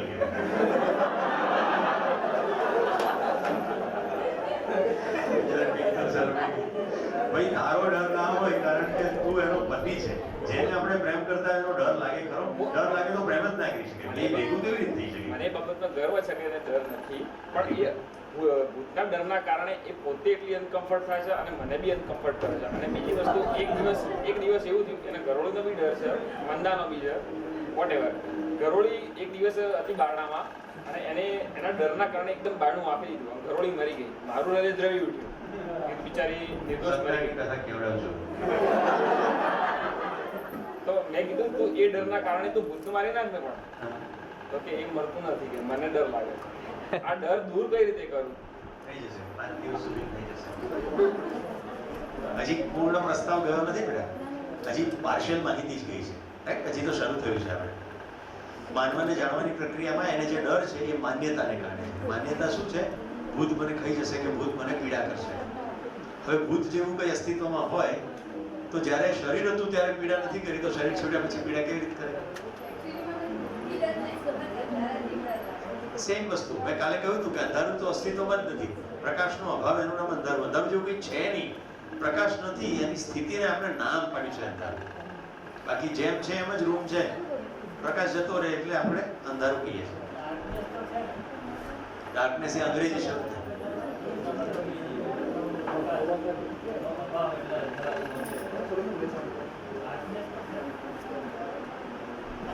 આક્રોશ બહાર આવી. ભાઈ એવું કહે છે કે ડાર્કનેસ તો છે ને, ડાર્કનેસ એટલે જ અંધારું. પહેલું તો હવે હું ફરી એકવાર પ્રસ્તાવ મૂકું છું, તેથી એમની શંકાનું નિરસન થાય. જે હોય એની સાથે ડીલિંગ થઈ શકે, જે હોય એને એક જગ્યાએથી બીજી જગ્યાએ ખસેડી શકાય, જે હોય એને વધારી ઘટાડી શકાય. જે હોય જ નહીં એની સાથે વહીવટ કેવી રીતે થઈ શકે? ઉષ્મા હોય કે પ્રકાશ હોય તો વધારી શકો, ઘટાડી શકો, એક જગ્યાએથી બીજી જગ્યાએ લઈ શકો. અંધારું છે જ નહીં એટલે તમે એને ખસેડી શકતા નથી, લઈ જઈ શકતા નથી. જે સ્થિતિ છે એ માત્ર અને માત્ર પ્રકાશની જ સ્થિતિ છે. પ્રકાશના અભાવનું નામ અંધારું છે. અસ્તિત્વમાં અંધારું નથી. પ્રકાશ છે અથવા પ્રકાશ નથી એટલે વાત પ્રકાશની કરીએ છીએ. કારણ કે પ્રકાશ વધારી શકાય, ઘટાડી શકાય, લઈ જઈ શકાય, લાવી શકાય. એવું જ ઉષ્માનું છે. ઠંડક નથી, ગરમી છે. ગરમીના અભાવની સ્થિતિને ઠંડક કહીએ. તમારી ચામડીને ઠંડુ લાગે એની હું ના નથી પાડું, તમારી આંખોને અંધારું દેખાય એની હું ના નથી પાડું. હું તમને એ કહેવા માંગી રહ્યો છું, તમારા સંવેદનામાં જે જાય છે, તમારા સંવેદનાથી તમને જે મેસેજ મળે છે, જેટલું જગત દેખાય છે એટલું જગત નથી. આ રૂમની બહાર નીકળીએ, આકાશગંગાઓ સુધી પહોંચી જઈએ અને ત્યાંના પર્સપેક્ટિવથી જોઈએ તો બધું પ્રકાશિત જ છે. કેના જેવું છે? પ્રકાશ મારા મોઢા ઉપર આવી રહ્યો છે, હવે હું આમ કરી દઉં એટલે પાછળના ભાગમાં અંધારું થઈ ગયું, પણ હકીકતે છે તો પ્રકાશ, અંધારું છે નહીં. પકડાય છે? અંધારું એન્ડ ડાર્કનેસ. એવી જ રીતે સુખ દુઃખ. દુઃખનું અસ્તિત્વ નથી પણ સુખનો અભાવ છે, એટલે જે છે એને દુઃખ કહીએ. સુખ એટલે સમજવું, સમજણનો અભાવ એટલે દુઃખ છે. જો પૃથ્વી ઉપર ચાલતા ચાલતા કેળાની છાલ પર પગ પડી જાય અને તમને પડો તો તમે પૃથ્વીનો વાંક કાઢો છો કે કોઈ એક કેળાની છાલ નાખી માણસનો વાંક કાઢો? આ પોતાનો અથવા માણસનો વાંક કાઢી પૃથ્વીનો કેમ નથી કાઢતા? કારણ કે એવી સમજણ પડી ગઈ છે કે ગુરુત્વાકર્ષણના નિયમ અંતર્ગત પૃથ્વી પર પડી જવાય. આટલી કાચી તો કાચી સમજણ તો છે. યસ ઓર નો? પૃથ્વી સાથે કોઈ ફરિયાદ નથી. પૃથ્વી સાથે સુખ છે. પડી જવાનું દુઃખ માણસનું, કેળાની છાલનું, પૃથ્વીનું નથી. એવું કદી નથી કહેતા પૃથ્વી પર હું જન્મ્યો જ શું કામ? ચાંદ ઉપર જન્મ્યો તો કોઈ કેળું જ ન ફેંકત ત્યાં, અને વળી ખેંચત બી નહીં. ત્યાં તો આપણે માત્ર માણસનો ભાગ કાઢી કે કોણ બે જવાબદાર છે જેની ઈચ્છા. તો સમજણ સાથે સુખ છે એટલું જો સ્પષ્ટ થાય તો જે વસ્તુની સમજણ છે ત્યાં સુખ છે. તમે જો તમારી અંદર તમારો મિત્ર તમને ફોન કરીને કહે છે ગધેડા પિક્ચરની ટિકિટ લઈ લીધી, આવી જજે, કેમ તમને ખોટું નથી લાગતું? ખોટું લાગે છે? નથી લાગતું. કેમ નથી લાગતું? ના, તમે શબ્દમાં નથી ગયા. તમે શબ્દ પકડ્યો, તમે એનો ભાવ પકડ્યો છે કે આ મારો મિત્ર પિક્ચરની ટિકિટ લાવી રાખે છે, મને લેવા આવવાનો છે, મને એમ કહે છે કે તું તૈયાર રહેજે. તમે ભાવ પકડી લીધો છે, શબ્દો પકડ્યા નથી. અને આની આ વાત કોઈ વેપારી સાથે થઈ જાય, ગધેડા સસ્તું માંગે છે, ચાલ ફૂટ અહીંયાથી, એવું જો વેપારી કહે તો એને કાંઠલેથી પકડી લઈએ. કેમ? તો મુદ્દો એ છે કે અવાજ તો સેમ જ છે. ગધેડા શબ્દનો અર્થ અને ગધેડો શબ્દનો અવાજ એ તો સરખો જ છે. તો કેમ ડિફરન્સ થઈ ગયું? કારણ કે મિત્ર સાથેનો સંબંધ સમજાઈ ગયો છે. જ્યાં સંબંધ સમજાય છે ત્યાં ત્યાં પીડા નથી. આમ મારે કેવું છે, શરત સુધરી ગયું. ડોક્ટર, એક માં છે ને, એના છોકરાને જો કોઈ ચૂંટીઓ પણ ભરે તો આઈ બની ઊંઘ્યું, રાઈટ? એની એમાં ડોક્ટર આગળ એના છોકરાનો પગ પકડી રાખે છે, પેલો ઇન્જેક્શન ખોસી કાઢે છે, બાળક ચીસા ચીસ કરી મૂકે છે, છતાં પણ માં એને થેન્ક યુ કહે છે, ડોક્ટરને પૈસા પણ ચૂકવે. કેમ? સમજણ, સંબંધની સમજ પડી ગઈ કે આ જે પીડા આપી રહ્યો છે એની પાછળનો આશય પીડા નથી. સંવેદનામાં તો પીડા જ થઈ રહી છે. બીમારી દૂર કરવાનો આશય છે, બાળકના કલ્યાણનો આશય છે, તો લોકલ નથી જોતા, હવે મોટું ચિત્ર જોઈ રહ્યા છે. પેલો ફિયાટ અને બોલ્ટ યાદ કરો. હવે આ નાનું દ્રશ્ય જુઓ. માં પણ નાનું દ્રશ્ય જોવે છે, છોકરું પણ નાનું દ્રશ્ય જોવે છે. છોકરું ચીસાચીસ કરે છે કારણ કે એને એવી ખબર નથી પડતી કે ઇન્જેક્શનથી હું સાજો થઈ ગઈશ. માં શું જોવે છે? આ એક અજાણ્યો પુરુષ મારા બાળકના પગમાં સોય ખોસે છે. આટલું જોવે તો ડોક્ટરને કાંઠલેથી પકડી લે. આટલું જોવે તો આમ થાય કે ના થાય? અમારા એક મિત્ર યુનિસેફમાં કામ કરે, એમણે આદિવાસી પટ્ટીની અંદર લોકોને બીમારી થતી હોય ખરાબ પાણી પીવાથી, એના પોસ્ટરો તૈયાર કરે. જો અધૂરું ચિત્ર જોવે શું થાય? તમને કદાચ ખબર હશે, કેટલાકનું ધ્યાન પણ ગયું હશે કે હું અહીંયા બેઠો છું ને થોડી વાર મને આ ગરમ જોઈ છે, તો ભૂમિ ક્યારે ઊભી થઈને લઈ આવી, પણ એ મારી પાસે આવી તો વગર જોઈ મને ખબર પડી કે આવી ગયું છે. ધ્યાનથી કોઈ જોયું ને આ કામ કર્યું ને તરત એનો ક્લાસ હતો, એ રીતે ખબર પડે છે. ભૂમિ મારી દીકરી છે, તો એના પિતાને તરસ ક્યારે લાગે એની ખબર પડશે, અને પિતાને કેવી ખબર પડશે કે હવે આવી ગયું. અહીંયા વિસનગર વાળા કહે છે કે અમને તો એવી ખબર છે કે ઈશ્વરભાઈ એના પપ્પા છે. તો રિસર્ચમાં ભૂમિ મળી લેવું.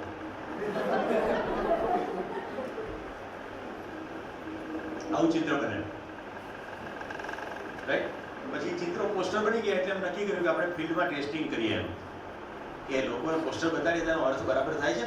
એટલે નજીકના આદિવાસી ગામડામાં જઈને પોસ્ટર બતાડવાના શરૂ કર્યા. તો જેવું આમ પોસ્ટર ખોલે ને એટલે બધા આદિવાસીઓ બેવડ વળી જાય હસી હસી. કેમ? એમના ભેજામાં ઉતરે જ નહીં, માણસ અડધીઓ હોય છે. પછી પોસ્ટર નવેસરથી બનાવ્યા. એ પોસ્ટરની અંદર વાત ગમે તે કરવાની, પણ માણસ તો આખો જ બતાવે. See the difference? આપણા માટે આ સ્વીકૃત છે. આપણે ટેલિવિઝનમાં અડધિયાને રોજ વાંચતો જોઈએ સમાચાર, રાઈટ? બધા જ ઇન્ટરવ્યુ, તમામ સ્પીચ અડધિયા જ હોય છે.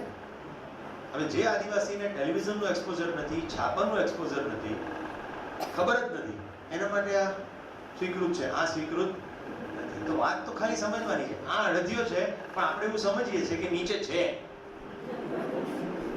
જ્યારે એના માટે એ સમજણમાં આવતું નથી. એને તો આવો જ જોયો છે, આવો જોયો જ નથી. ખ્યાલ આવે છે? આ નથી દેખાતો એનો મતલબ નથી એવો તો નથી છે. એવું કેટલું બધું છે જે નથી દેખાતું. આંતર સંબંધ, મારો ભૂમિ વચ્ચેનો જે આંતર સંબંધ છે એ દેખાતો નથી, એ અનુભૂતિનો વિષય છે. પુત્રી તરીકેનો ભાવ થવો કે પિતા તરીકેનો ભાવ થવો દેખીતી વસ્તુ છે, એ અનુભૂતિની વસ્તુ છે. મને યાદ સુદ્ધા નહોતું, એને મને 2 દિવસ પહેલા મેસેજ કર્યો કે તમારા માટે ઉકાળો લેતી આવો. રાઈટ? છે નાનકડી જ વાત, મારી દ્રષ્ટિએ ઘણી મોટી વાત છે. તો એ જે ભાવની અનુભૂતિ છે દેખાતી નથી.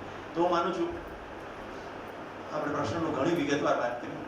છેલ્લે કોઈ પ્રશ્ન હોય તો કહી દો હજી, નહીં તો પછી આપણે આગળ ચાલીએ ગઈકાલના સંદર્ભમાં. નહીં? જો મૂંઝાશો નહીં, હું કોઈને પ્રશ્નને તોડી પાડવા વ્યક્તિ જ નથી. હા, તમને સામે ચેલેન્જ જરૂર કરીશ, કારણ કે નિરીક્ષણ અને પરીક્ષણ ને સર્વેક્ષણથી જવાનું, માન્યતાઓમાંથી જવાનું નથી. આપણે ઉદાહરણો એટલા માટે નથી લેતા, એવું કહ્યું હતું મેં કાલે, કે ઉદાહરણોથી ડાયવર્ટ થઈ જવાય છે. ભૂતકાળમાં કેટલું કહેવાયું છે, ક્યાંક વાર્તાઓ વાંચી છે, એવું હશે કે કેમ, એવું મૂંઝવણનો પ્રશ્ન છે. એને બદલે હમણાં જોવું, આમ છે, અત્યારે આમ છે, રાઈટ? તો બધા સર્વ થાય. તો કોઈ પ્રશ્ન આવે તો આગળ વધીએ. ગઈકાલે મને ભાઈ બોની તરફથી એવી ખબર પડી કે તમામાંથી કેટલાય લોકોને એક તો સમજવું ને માહિતીનો ગૂંચવાડો છે. માનવું અને જાણવાની બાબતમાં હજી સંપૂર્ણ સ્પષ્ટતા નથી થઈ, અને સુખ અને સુવિધા વચ્ચેનો ડિસ્ટિંક્શન પણ ક્લિયર નથી. તો આપણે ત્યાંથી શરૂ કરીએ. માનું છું બધી આવી ગઈ છે. સૌથી પહેલા તો સુવિધા અને સુખ, આ બે આપણા માટે બહુ અતિ અગત્યના શબ્દો છે, કારણ કે એની ઉપર ઘણું બધું કામ છે. સુવિધા એ શરીરની જરૂરિયાત છે જે સામયિક છે. સામયિક એટલે દિવસમાં 3 વાર 4 વાર ખાવા જોઈએ. સામયિક છે, સમય પ્રમાણે છે, સતત નથી. સુખ એ મારી જરૂરિયાત છે અને આ મારે નિરંતર જોઈએ છે. પહેલા આ ડિફરન્સ સમજી લો. જાતે આવશે ને ભાઈ? બીજી કોટ લાગેલો છે?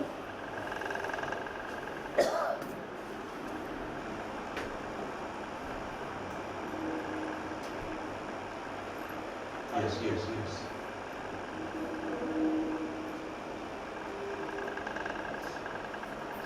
સુવિધા સામયિક છે, સુખ નિરંતર છે. આમાં પહેલા ડિસ્ટિંક્શન કરીએ. તમને પ્રેમ, આદર, સન્માન, શાંતિ, સંતોષ 24 કલાક 7 દિવસ 365 દિવસ જોઈએ કે ના જોઈએ? ખોરાક 24 કલાક જોઈએ ના જોઈએ? ખોરાક 24 કલાક ના જોઈએ, મોબાઈલ 24 કલાક ના જોઈએ, ખાટલો 24 કલાક ના જોઈએ, એસી 24 કલાક ના જોઈએ, કાર 24 કલાક ના જોઈએ. આ 24 કલાક ના જોઈએ. આ શરીરની જરૂરિયાત છે અને આ મારી જરૂરિયાત છે. જો થોડું થોડું આછું પાતળું દેખાવા માંડ્યું હોય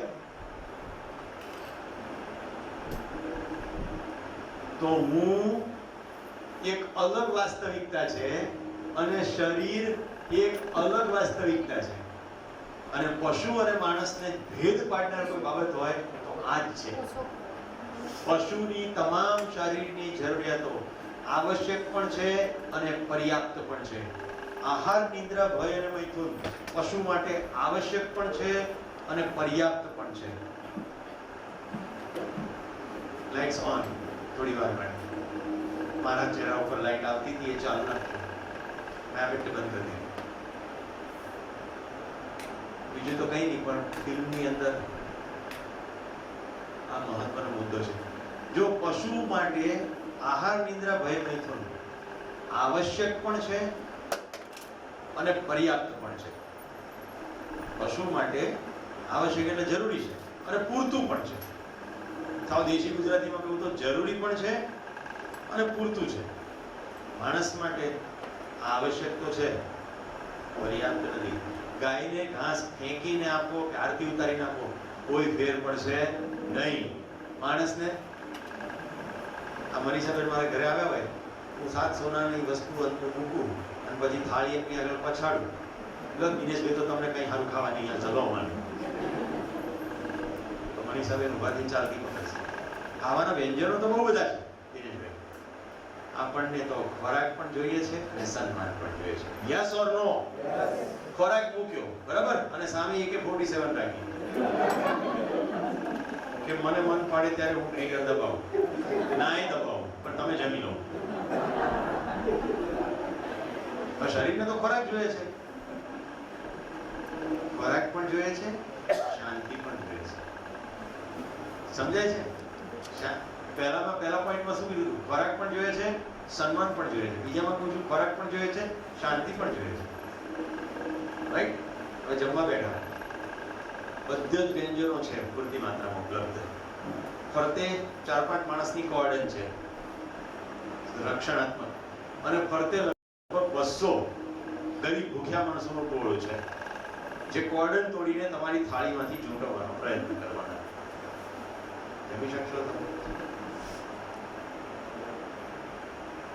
હવે ભય નથી, વચ્ચે જુદા પ્રકારની વસ્તુ. બહાર બધું વ્યવસ્થિત નથી, તમને એનો અસંતોષ છે, એટલે તમને ખોરાક પણ જોઈએ છે, સંતોષ પણ જોઈએ છે. ખોરાક જોઈએ છે, સન્માન જોઈએ છે, શાંતિ જોઈએ છે, સંતોષ જોઈએ છે. એકલા ખોરાકથી ચાલતું નથી. પશુને આહાર પતી ગયું, નિદ્રા, એને નિદ્રા મળી ગઈ એટલે વાર્તા પૂરી થઈ ગઈ. આપણે નિદ્રા પૂરતી થઈ પડે? આપણે નિદ્રા પણ સન્માનપૂર્વકની જોઈએ. દાખલા તરીકે કોઈના ઘરે ગયા તો પથારી પાથરી દીધી, ત્યારે તો આપણું ધ્યાન જાય છે એની પથારી કેવી છે, મારી પથારી કેવી છે. જેના ઘરે ઉતર્યા છે, જો એની પથારી અપ ટુ ડેટ હોય અને મારી પથારીમાં ગંધાતું ગોદડું નાખ્યું હોય, પતી ગઈ વાત.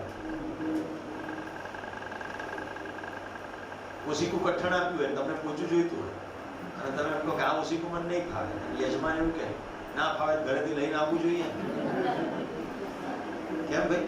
વાત તો ઊંઘવાની છે, ઓશીકું સાઈડમાં મૂકી ઊંઘી જાઓ? નો, એમાંય સન્માન જોઈએ. પથારી પાથરી દીધી સરસ, શિમળાના રૂની ઉપર એક તલવાર બાંધી પાતળી રૂની, તો તમે તમારે ઊંઘો તો 10 વર્ષથી લટકે. અમારા વડવા વાપરતા હતા. આપણે પણ અહીંયા આમ જ ઉપર શું કામ છે? નહીં પડે, તમારે ઊંઘો. જો મિત્રો, શરીરને તો પથારી જ જોઈએ છે. શું એવું છે કે જેથી ઊંઘ નહીં આવે? ભાઈ શાંતિ પણ જોઈએ. સ્પષ્ટ થાય છે? મનુષ્ય શરીર અને પશુ શરીર, શરીર તો સમાન છે, આહાર નિદ્રા ભય મૈથુન. પણ હું પશુ નથી, મારે ખાલી આહાર નિદ્રા ભય મૈથુન નથી જોઈતું, મને એનાથી વધારે જોઈએ છે. અને એટલે મારે અહીંયા તમને વારંવાર કહેવું પડે, સુવિધા સામયિક છે, પશુ માટે સરખી જ છે, આપણા જેવી જ. પશુને સુખ જેવું કંઈ નથી. તો તમે કહો પણ એસી મજા આવે છે? હા, હવે સાચો સવાલ પૂછો. જે મજા આવે છે એને સંવેદના કહેવાય. મજા સંવેદનાનો નિષેધ નથી, પણ સંવેદનાની મજા નિરંતર નથી. જો બતાડું કેવી રીતે. મને રસગુલ્લા બહુ ભાવે, તો પહેલું રસગુલ્લું આવે એટલે કેવું લાગે? હા, આપણી ભાવતી આઈટમ આવી. પહેલું એકદમ હાઈએસ્ટ લેવલે મજા આવે. બીજું ખાઈએ, સરસ છે, 3-4 પીસ ખવાશે, 3-4 ખાધા પછી પાંચમું નહીં, હવે નહીં. ચેરમેન સાહેબ કે ભાઈ તમે અમારા સંસ્કાર તીર્થમાં આવ્યા, મહેમાન કહેવા, બે તો લેવા જ પડે, એમનું માન રાખવા બે ખાઈ લીધા. ત્યાં પાછો રસોઈ આવે, હું રહી ગયો, ભાઈ રહેવા દેજો, હવે નહીં ખવાય. ત્યાં ભૂમિ જેવું કોઈ લાડથી કે એક લઈ લો, ચાલો ભાઈ એક તારું માન રાખ્યું. હવે કોઈ આવશે તો શું કહીશું? ઊભો થઈ જઈશું, મને બાકીનું ખાવાનું પૂરું કરવા દો. જો પરાણે કોઈ ઠૂસે તો જે રસગુલ્લું પહેલું મીઠું લાગતું હતું એ હવે ઝેર બરાબર લાગશે. લાગશે કે નહીં લાગશે? મને એ કહો મિત્રો, રસગુલ્લામાં મજા છે?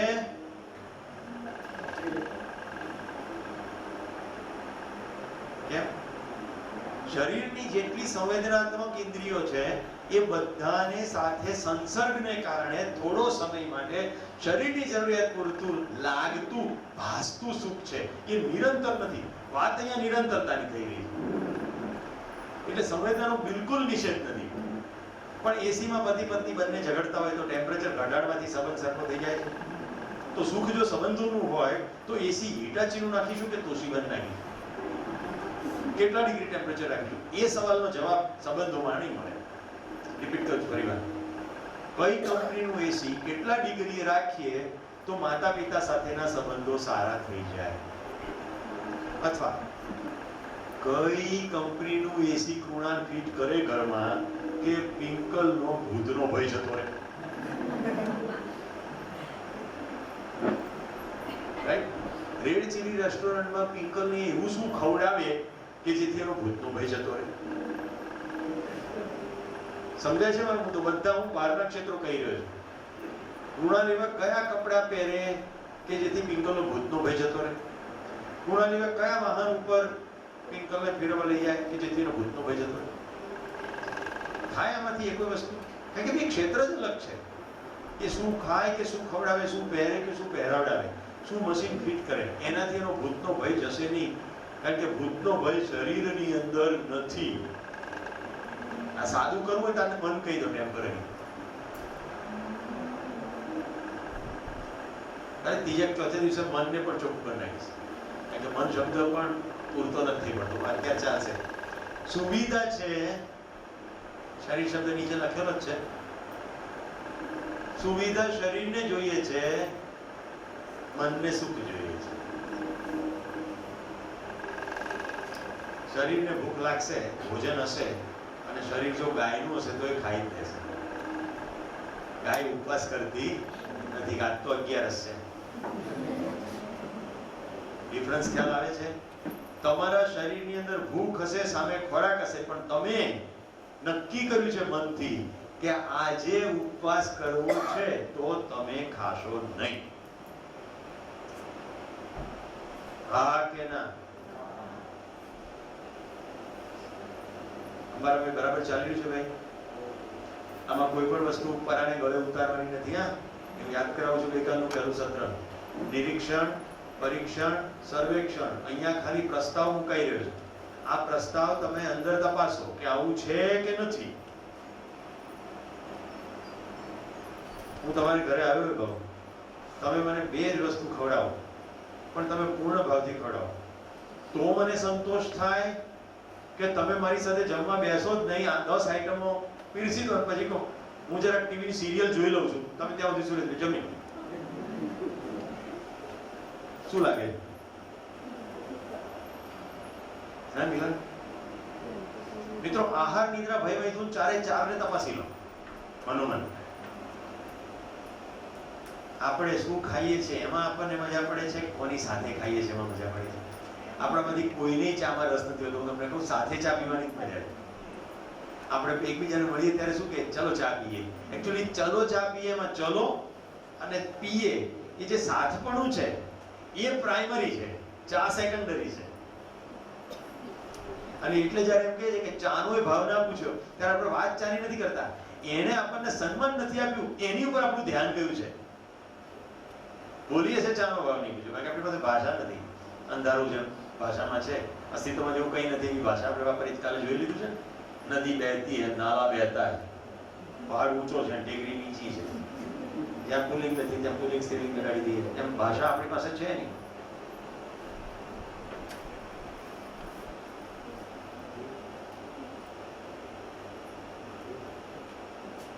શરીરની જરૂરિયાત એ મારી જરૂરિયાત નથી, પણ શરીરની એક નિશ્ચિત જરૂરિયાત છે, મારી એક નિશ્ચિત જરૂરિયાત છે.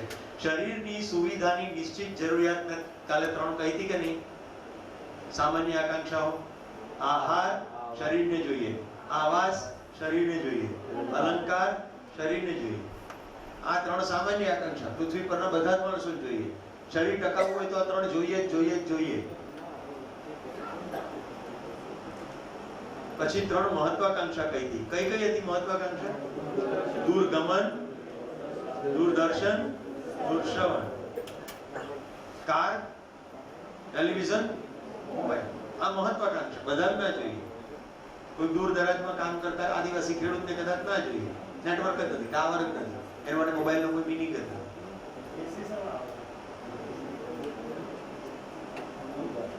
આવાસ, આવાસમાં 4 ભીતડા હોય તોય આવાસ, પડદા હોય, બારીઓ હોય, બારણો હોય તોય આવાસ, એસી હોય તોય આવાસ. મૂળ તો આવાસ જ.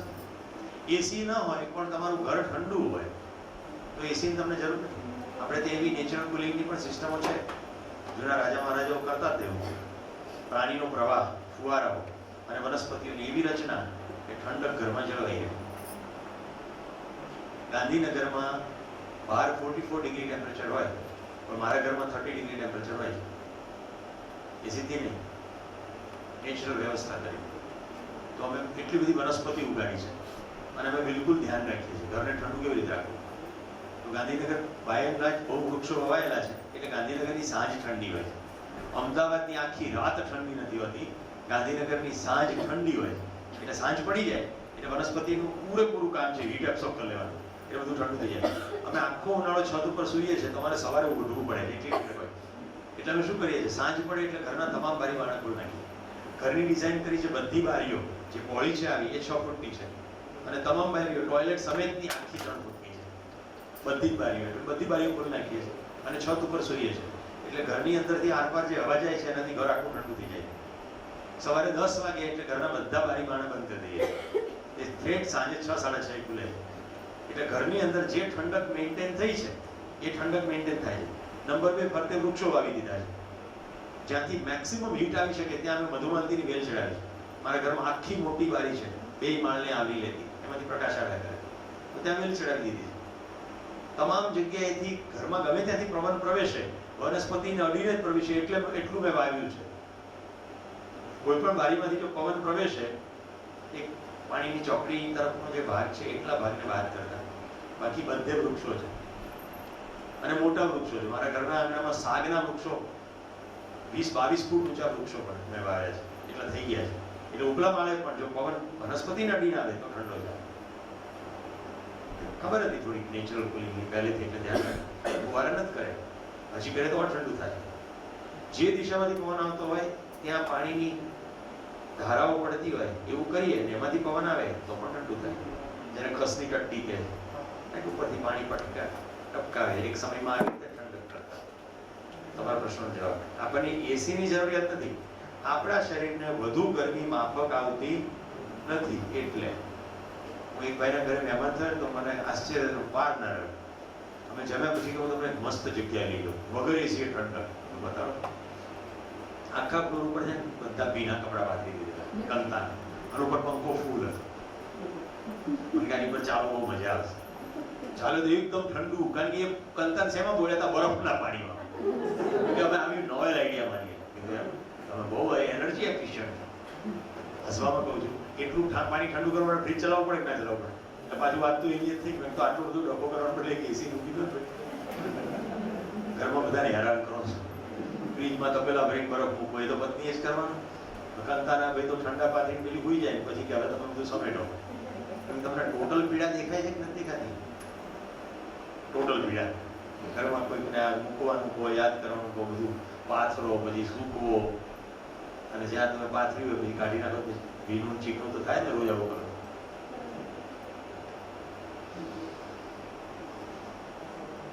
આ સામાન્ય આકાંક્ષા, મહત્વાકાંક્ષા બધી શરીરને ખસેડવા કાલ જોઈએ.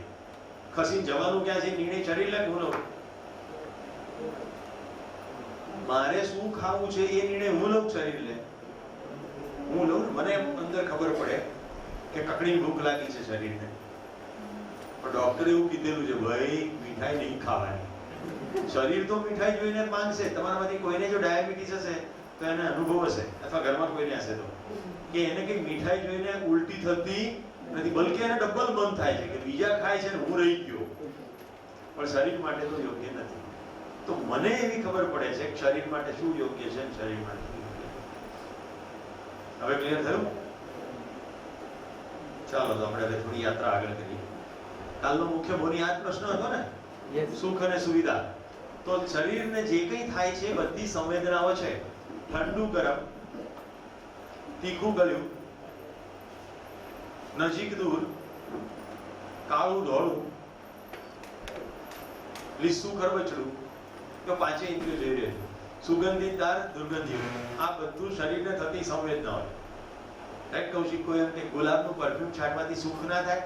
ગુલાબનું પરફ્યુમ છાંટવાથી સુગંધનો અહેસાસ થાય, સુખ ના થાય. કયું પરફ્યુમ છાંટવાથી ગર્લફ્રેન્ડ સાથે મીઠા સંબંધો થઈ જાય?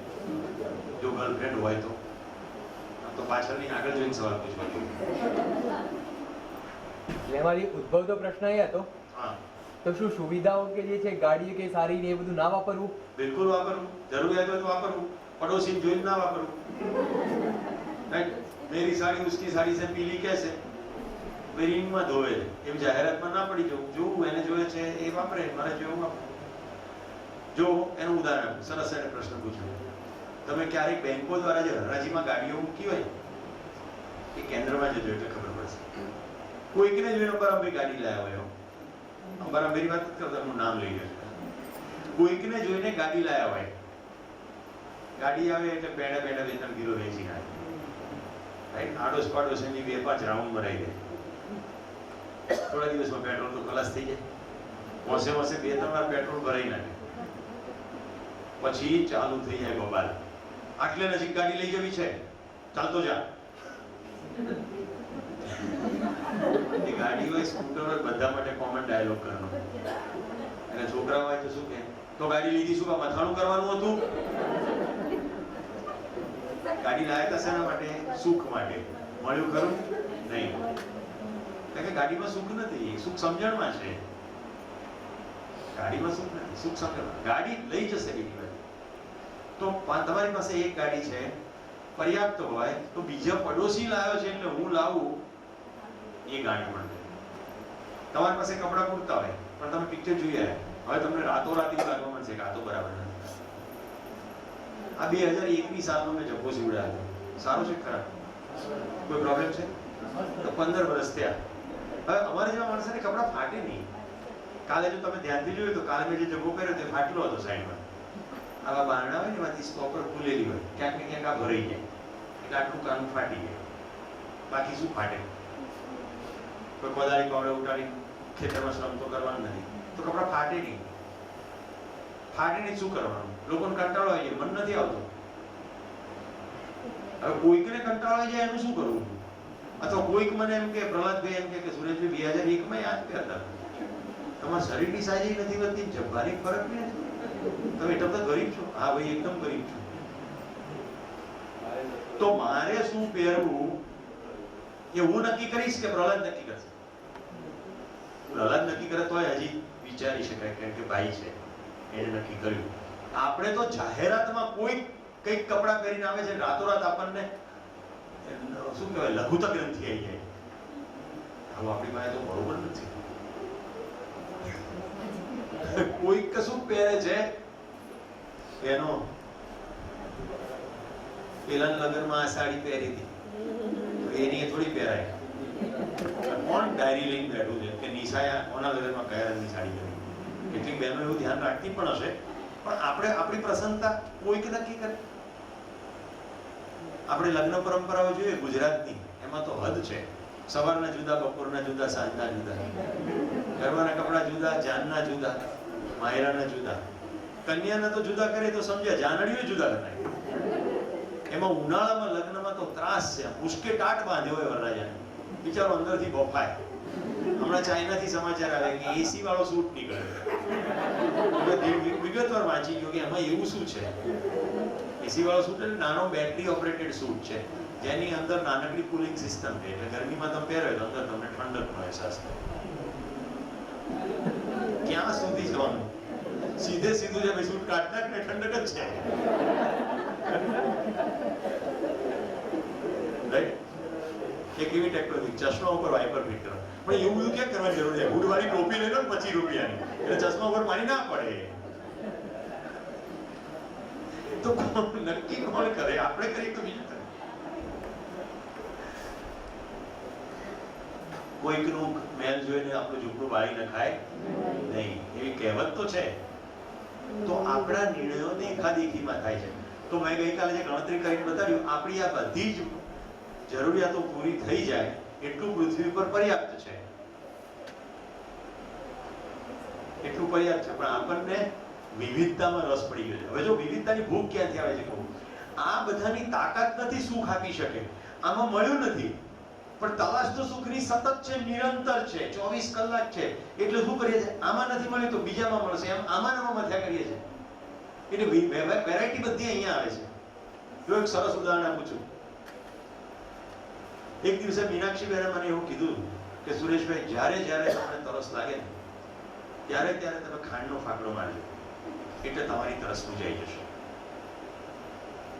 એટલે મને તરસ લાગી એટલે ખાંડનો ફાકડો મારે. મને તરસ વધે ઘટે? એટલે તરસ વધી એટલે મેં ફરી ખાંડનો ફાકડો મારે. કારણ કે મારા મનમાં માન્યતા બેસી ગઈ છે એમના કહેવાથી કે ખાંડ ખાવાથી તરસ બુજે, એટલે હું વધુ ને વધુ તરસ્યો થતો જઈશ, વધુ ને વધુ ખાંડ ખાઈશ. હવે નાની ખાંડ ખાઈશ, મોટી ખાંડ ખાઈશ, ધોળી ખાંડ ખાઈશ, પીળી ખાંડ ખાઈશ, પેક કરેલી ખાંડ ખાઈશ, ખુલ્લી ખાંડ ખાઈશ, દળેલી ખાંડ ખાઈશ, પણ ખાંડ જ ખાઈશ. કારણ કે મારા મનમાં ઘૂસી ગયું છે કે ખાંડ ખાવાથી તરસ બુજે. એક દિવસે હું સમાપ્ત થઈ જઈશ, પણ મારી તરસ બુજાશે નહીં. આપણી સાથે આ જ ઘટ્યું. સુખનું સરનામું ખોટું મળી ગયું એટલે મથે ગયા. વિવિધ પ્રકારનો આહાર, એટલે રોટલાની બાજુમાં શાક ખાતા હતા એટલે હવે ચોપડીને પીઝા બનાવીને ખાઈએ, અંદર ભરીને ખાઈએ. પણ વાત તો રોટલા શાકની છે. રોટલા શાકની તાકાત નથી સુખ બતાડી શકે, સુખનું સરનામું જ નથી. એટલે ભાઈ બોનીએ કીધું તેમ શું એ બધું નહીં વાપરવાનું, બિલકુલ વાપરવાનું, પણ એટલી સમજ સાથે વાપરવાનું કે એનામાં સુખ આપવાની તાકાત નથી. સુખ આપવાની બિલકુલ સુવિધાને તાકાત જ નથી. સંસારભરની સુવિધા સુખને અડી પણ શકે તેમ નથી. એટલે જેટલી તમને જોઈએ એટલી સુવિધા વાપરો. અને બીજો રસ્તો બતાવું છું. સુવિધા વાપરવા માટે એટલું ધ્યાન રાખો કે આ સુવિધા થકી, આ સુવિધાના ઉપયોગ થકી શું હું મારે જ્યાં સુખનું સરનામું છે તે પહોંચાશે કે નહીં. જેમ કે અત્યારે આપણે જે જીવન વિદ્યાનો શિબિર ચલાવી રહ્યા છીએ, 40 ડિગ્રી 45 ડિગ્રી ટેમ્પરેચર છે, એની જગ્યાએ આની અંદર ઠીક લે છે. અત્યારે તમારું કોઈનું ધ્યાન શરીરમાં નથી, કારણ કે શરીરના સ્તરે જે સુવિધા જોઈએ છે મળી ગઈ છે. જો હમણાં ગરમી થવા માંડે તો વિષય વસ્તુ પરથી ધ્યાન શરીર પર જતું રહેશે. બસ આટલો જ આનો ઉપયોગ છે. તો મોબાઈલ જરૂર વાપરીશું, પણ મોબાઈલ કોની સાથે કેટલી વાત કરવી એનો નિર્ણય આપણે લઈશું. કાર જરૂર વાપરીશું, ક્યાં જવા માટે કાર વાપરવી, કઈ કાર વાપરવી એનો નિર્ણય આપણે લઈશું. એ બીજું નિર્ણય. તો તમામ સુવિધાઓ વાપરવી, પણ એ ધ્યાન સાથે પ્રત્યેક સુવિધા સુખ મેળવવાના અર્થમાં હોવી જોઈએ. સુવિધામાં સુખ નથી એ સ્પષ્ટતા સાથે. પ્રત્યેક સુવિધા સુખ મેળવવા માટે સાધન છે. તો આ તમામે તમામ સુવિધા સાધન છે અને સુખ એ આપણું લક્ષ્ય છે. એક હિન્દી પિક્ચરની ગીતની વચ્ચેથી પંક્તિ ગાઉં છું. साधन में सुख होता नहीं है, सुख तो मन की एक कला है तू. પછી આગળ તો બધું સંવેદનાત્મક છે, કારણ કે પુરુષ અને સ્ત્રી વચ્ચેની વાત છે, પણ આટલું જો સ્પષ્ટ થયું હોય તો આપણે આગળ ચાલી શકીએ. શરીર સાધન છે.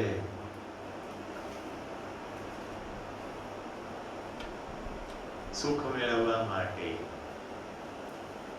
આ સાધનમાં કાન ના હોય તમારી વાત સાંભળી શકો નહીં. આ ટેકનોલોજી ના હોય તમારે બધું લખવું પડે. આ પ્રોજેક્ટર, આ રૂમ, આ પડદાનો ઉપયોગ કેટલો? તો કે સુખનું સરનામું મળી ગયું છે ત્યાં સુધી પહોંચવા માટે, પણ એ લક્ષ્ય નથી. ચેતનભાઈ ફોટોગ્રાફરની દુકાન હતી અને હું મનનો ગ્રાહક ત્યાં ફોટો પડાવવા ગયો. ચેતનભાઈ મેં કીધું મારો પાસપોર્ટ સાઈઝનો ફોટો પાડી. ચેતનભાઈ મેં ગોઠવી દીધો. ચાપ દબાવા ગયા નહીં પહેલા મેં કીધું જો નાઇકીના નવા બૂટ લીધા છે 14,000 રૂપિયાના, પાસપોર્ટ સાઈઝના ફોટામાં આવવા જોઈએ. ચેતનભાઈ તો ચાકરી ખાઈ જમીન પર પડી ગયા. હોશ આવ્યા પછી મને કહે કે ફરી કહેજો સાહેબ શું બોલ્યા? સાવ સીધી વાત બોલ્યો છું, પાસપોર્ટ સાઈઝનો ફોટો પાડવાનો છે અને બૂટ નાઇકી ના આવવા જોઈએ. જે બોલ્યા બોલો. ચેતનભાઈએ કીધું તો પછી સાહેબ ફોટામાં બૂટ લાવવા જ હોય તો માથા ઉપર મૂકી દો એટલે આવી જશે. સમજાય છે આ વાતનો મર્મ? પાસપોર્ટ સાઈઝનો ફોટો પાડવો છે એમાં બૂટ ના આવે, પણ જો બૂટ લાવવા હોય તો માથા ઉપર મૂકવા પડે. બૂટનું સ્થાન માથા ઉપર છે કે પગમાં છે? બસ આટલું જ સમજી લો. બૂટનું સ્થાન પગમાં છે, બૂટ આપણા માથા ઉપર ચડી જવા જોઈએ. એક્ઝેક્ટલી એવી રીતે કારનું સ્થાન, એવી જ રીતે મોબાઈલનું સ્થાન, એવી જ રીતે કપડાનું સ્થાન, એવી જ રીતે આહારનું સ્થાન, બધાનું સ્થાન શરીરની કોઈ એક અંગ ઉપાંગ માટે છે. એ માથા ઉપર એટલે મનનો કબજો લઈ લેવો જોઈએ નહીં. હવે બાળકો જે ગિરોડીની શાકની વાત હતી હતી સ્ટેપમાં, એની સાથે તમને કનેક્શન જોડી દઉં છું. મને ગિલોડા એટલે ટીંડોળાનું શાક નથી ભાવતું અને ત્યાં 2 દિવસ પીરસ્યું. એ વખતે મેં કહ્યું વાત કેટલી, શાકનો સંપર્ક કેટલો મિનિટ? 10 મિનિટ. શરીર માટે બધા પ્રકારના સબ્જી ઉપયોગી છે. કન્ડિશન નાનપણમાં પડી હોય તો હેબિટ પડી હોય એટલે સૂચના આવે કે આ નથી ભાવતું, પણ એનાથી જીવનના નિર્ણય થાય નહીં. ખાધું તું પ્રેમથી ખાઈ લેવાનું. વાર્તા કેટલી. હવે જો હું એ વખતે એમ વિચારવા માંડું કે આ દક્ષનો જ વાંક છે, આવો બદમાશ છે, મારું વેર લેવા માટે જેને ટીંડોળા શાક 2 વાર ખવડાવ્યું અને સૃષ્ટિ ત્યાં ગામમાં રહે છે ખબર નહીં, નહીં તો ઘરે જઈને ખાઈ આવે. આવા બધા વિચારોમાં હું ચડી જાઉં તો મારું ધ્યાન શેમાં છે? દક્ષમાં છે કે શાકમાં છે? સંબંધમાં છે કે પદાર્થમાં છે? પછી હું સુખી લોક દુઃખી.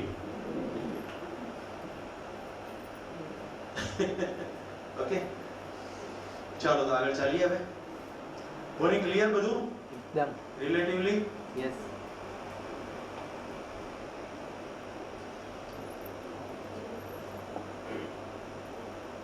પશુ અને માનવ વચ્ચેનો ડિફરન્સ કાલનું પીપીટી આ હતું, એની સાથે આપણે કન્ટિન્યુએશનમાં આગળ ચાલશું. બદલાવ સુવિધામાં વધારો થયાની દિશામાં છે, સુખના વધારામાં નથી. સુખનો પ્રદેશ હજી એટલો ને એટલો ભણખેડેલો જ છે. માણસ અને પશુ વચ્ચે શું સમાન? આહાર, નિદ્રા, ભય, મૈથુન. અસમાન શિક્ષણ. શિક્ષણ શેના માટે? સુખમાં વધારો કરવા, પણ સુખમાં વધારો થયો નથી. વર્તમાન પ્રક્રિયા આ છે, આ આપણે જોઈ હતી. એટલે આપણે અટક્યા. દુઃખ સુખ સમજીએ. હવે આપણે જેને સુખ સુવિધાથી ડિસ્ટિંક્શન કર્યું છે તો દુઃખ અને સુખને ડિફરન્શિએટ કરીએ. પહેલા દુઃખ જુઓ. ભૂતનો ભય લાગે, રાઈટ?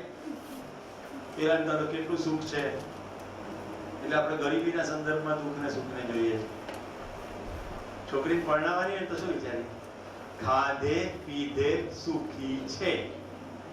ખરું ખોટું? કયા ઘરમાં આપવાની? ખાધે પીધે સુખી. ખાવા પીવાથી સુખ થાય? ખાવા પીવાથી પેટ ભરાય. આખો વસ્તુ જ જુદી છે. પીડા અને પ્રશ્નો. જો ભૂતકાળની પીડા, હું તમારું દુઃખ બતાડું તમને. સુમિતે તે દિવસે જાહેરમાં મારું અપમાન કર્યું. હવે આવે ને એટલે જોઈ લઈશ. હવે આજે સુમિત હાથમાં ફૂલોનો ગજરો લઈને ચહેરા ઉપર માફીના ભાવ સાથે આવે છે. મને નહીં દેખાય. હું તો એક અઠવાડિયા પહેલાના સુમિતને જ યાદ કરીને દુઃખી થઈશ. આને કહેવાય ભૂતકાળની પીડા. એણે મારી સાથે આવું કર્યું, એણે મારો બોયકોટ કર્યો, એણે મને કાઢી મૂકી, એણે મારા પૈસા છીનવી લીધા. મિત્રો, આ મિનિટે એવું કશું નથી. જો અસ્તિત્વમાં જે કંઈ જે છે એનો અભ્યાસ છે. આ રૂપમાં જે છે એની વાત છે. જે હતું એની વાત કરવાનો કશો અર્થ નથી. ડીલિંગ કોની સાથે થાય? જે હોય એની સાથે થાય. પ્રકાશ સાથે ડીલિંગ થાય, અંધારા સાથે ના થાય, કારણ કે નથી. જે છે એની સાથે વાત થાય. તો તમામ પ્રકારના પ્રશ્નોને કેટેગરીકલી કરીએ તો 3 જ પ્રશ્નો છે. ભૂતકાળની પીડા, હવે બીજું ભવિષ્યની ચિંતા. કાલે શું થશે, નોકરી મળશે કે નહીં, પૂરતા એડમિશન થશે કે નહીં, ઘરમાં આવકનું સાધન પૂરતું થઈ પડશે કે નહીં. યસ ઓર નો? હું માંદો પડીશ તો મારી ઈલાજ થશે કે નહીં. આજે તો ખાવા મળ્યું છે, કાલે મળશે કે નહીં. જેટલી ભવિષ્યની ચિંતા એટલી સંગ્રહની પ્રવૃત્તિ. એક પ્રસંગ કહું છું, નામ સાથે કહું, કદાચ કોઈ ઓળખીતું નીકળી આવે. મારી સાથે ભણતો તો નામ મિત્રનું મુકેશ, એના ધર્મપત્ની નામ અલકા. બંને પરણ્યા. અમારા બધા મિત્રોમાં સૌથી પહેલા લગ્ન મુકેશના થયા. એટલે મેં એન્જિનિયરિંગના જેટલા દોસ્તો હતા, અલકા સાથે મેક્સિમમ મજાક કરીએ. રાઈટ? મુકેશની પણ શક્ય એટલી મજાક ઉડાડીએ ભેગા થઈ. અલકાની સાથે ને મુકેશ સાથે ઘનિષ્ઠતા લગ્ન પછી પણ બનેલી રહી. તો ક્યારેક ક્યારેક મારે મુકેશને ઘરે જવાનું થાય તો અલકા મને એની પીડાઓ શેર કરે. મુકેશના મનમાં એક વસ્તુ ફિટ થઈ ગઈ કે અમેરિકા જવું. હવે હું અમેરિકાથી પાછો આવી ગયો અને સમજાવું, પણ એને અમેરિકા જવું. એને એના પિતા ગોપાલદાસજીને અમેરિકા મોકલ્યા. મમ્મી અહીંયા. હું મુકેશને ઘરે ગયો તો મમ્મી રડે મારી આગળ કે આ મુકેશને સમજાય ને એને અમેરિકાનું ભૂત ભરાઈ ગયું છે. એના બાપા ત્યાં છે, હું અહીંયા છું. એમને ત્યાં ખાવાનું ફાવતું નથી, તબિયત સારી રહેતી નથી અને ત્યાં મજૂરી કરે છે. મુકેશ મારી કોઈ વાત સાંભળે જ નહીં. ત્યાર પછી મમ્મીના વિસા થઈ ગયા એટલે મમ્મી પણ ગયા. હવે અલકાની પીડા એ કે ઘરમાં કશું લેવાનું વાત આવે એટલે મુકેશ કે આપણે તો અમેરિકા જવાનું છે, અહીંયા લઈને શું કરવાનું. ઘરમાં બેઝિક સુવિધાઓ જે જોઈતી હોય એ પણ લેવા દે નહીં. એક જ ગણતરી કે અહીંયા લઈને શું કરવું છે, પછી તો અમેરિકા જવાનું છે. એટલે ક્રમશઃ પછી અલકાએ એની પણ ફરિયાદ કરવાની બંધ કરી નાખી. એમ થતા થતા અલકાને હૃદયનો રોગ થયો. દક્ષિણ ભારતમાં ડોક્ટર ચેરિયન પાસે, એક ફેમસ આખા એશિયાના ડોક્ટર છે, એની પાસે હાર્ટનું ઓપરેશન કરાવવામાં આવ્યું. ઓપરેશનના 5મા દિવસે અલકાનું અવસાન થયું. અમે જ્યારે એનું ઓપરેશન કર્યું ત્યારે બધા મિત્રોએ કહ્યું હતું કે તું અમદાવાદ ના આવીશ, હોસ્પિટલમાં જ રહે છે અને 15 દિવસ રેસ્ટ કરાવજે. કારણ કે સ્ત્રીનો સ્વભાવ છે, પોતાના ઘરે આવતાની સાથે એ આરામ કરી શકશે નહીં. રસોડામાં આમ છે, રૂમમાં આમ છે, બધામાં ધ્યાન જશે. ડૉક્ટરની ઈશરામાં હશે, કમ્પલસરી આરામ થશે. મુકેશભાઈ લઈ આવે અને એનું ઘરે અવસાન થઈ ગયું. મિત્રો, બીજે દિવસે, અવસાનના બીજા દિવસે અમેરિકન એમ્બસીમાંથી એમનો વિઝા એપ્રુવ થયો. પછી જે મુકેશનો વિલાપ છે, I cannot remember, જે દુઃખની પરાકાષ્ઠા એને હતી. ભવિષ્યની ચિંતા કરીને વર્તમાન સાથે વિરોધ કરી ગયો. વર્તમાનથી વિરોધ, ભવિષ્યની ચિંતા અને ભૂતકાળની પીડા, આ 3 જ આપણા પ્રશ્નો છે. મિત્રો, 5 મિનિટ માટે મૌન થઈ જાઉં છું. તમારી નોટ કરો અને તમને મૂંઝવતી તમામ સમસ્યાઓ લખો. પણ હવે આ 3 કેટેગરીમાં લખો. 3 જ કેટેગરી છે, બીજી કોઈ કેટેગરી નથી. ભૂતકાળની કોઈ પીડા, ભવિષ્યની કોઈ ચિંતા અને વર્તમાનથી વિરોધ. એવું કરતા ના ફાવતું હોય તો તમારી તમામ સમસ્યાઓ લખો, પછી હું તમને ગાઈડન્સ આપીશ, બતાડી શકીશ. આની સિવાય કોઈ પ્રશ્ન જ નથી. જેમ કે કૃણાલ લખશે પોતાની નોટમાં, મારી પત્નીને ભૂતનો ભય લાગે છે.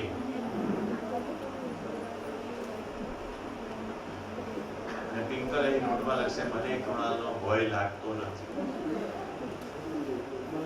એ પણ એની પીડા હોઈ શકે કે બધી પત્નીઓ તેમના પતિથી ડરે છે, હું કેમ નથી ડરતી? પણ ડરવું છે. એવું નથી twinkle? Twinkle twinkle little star.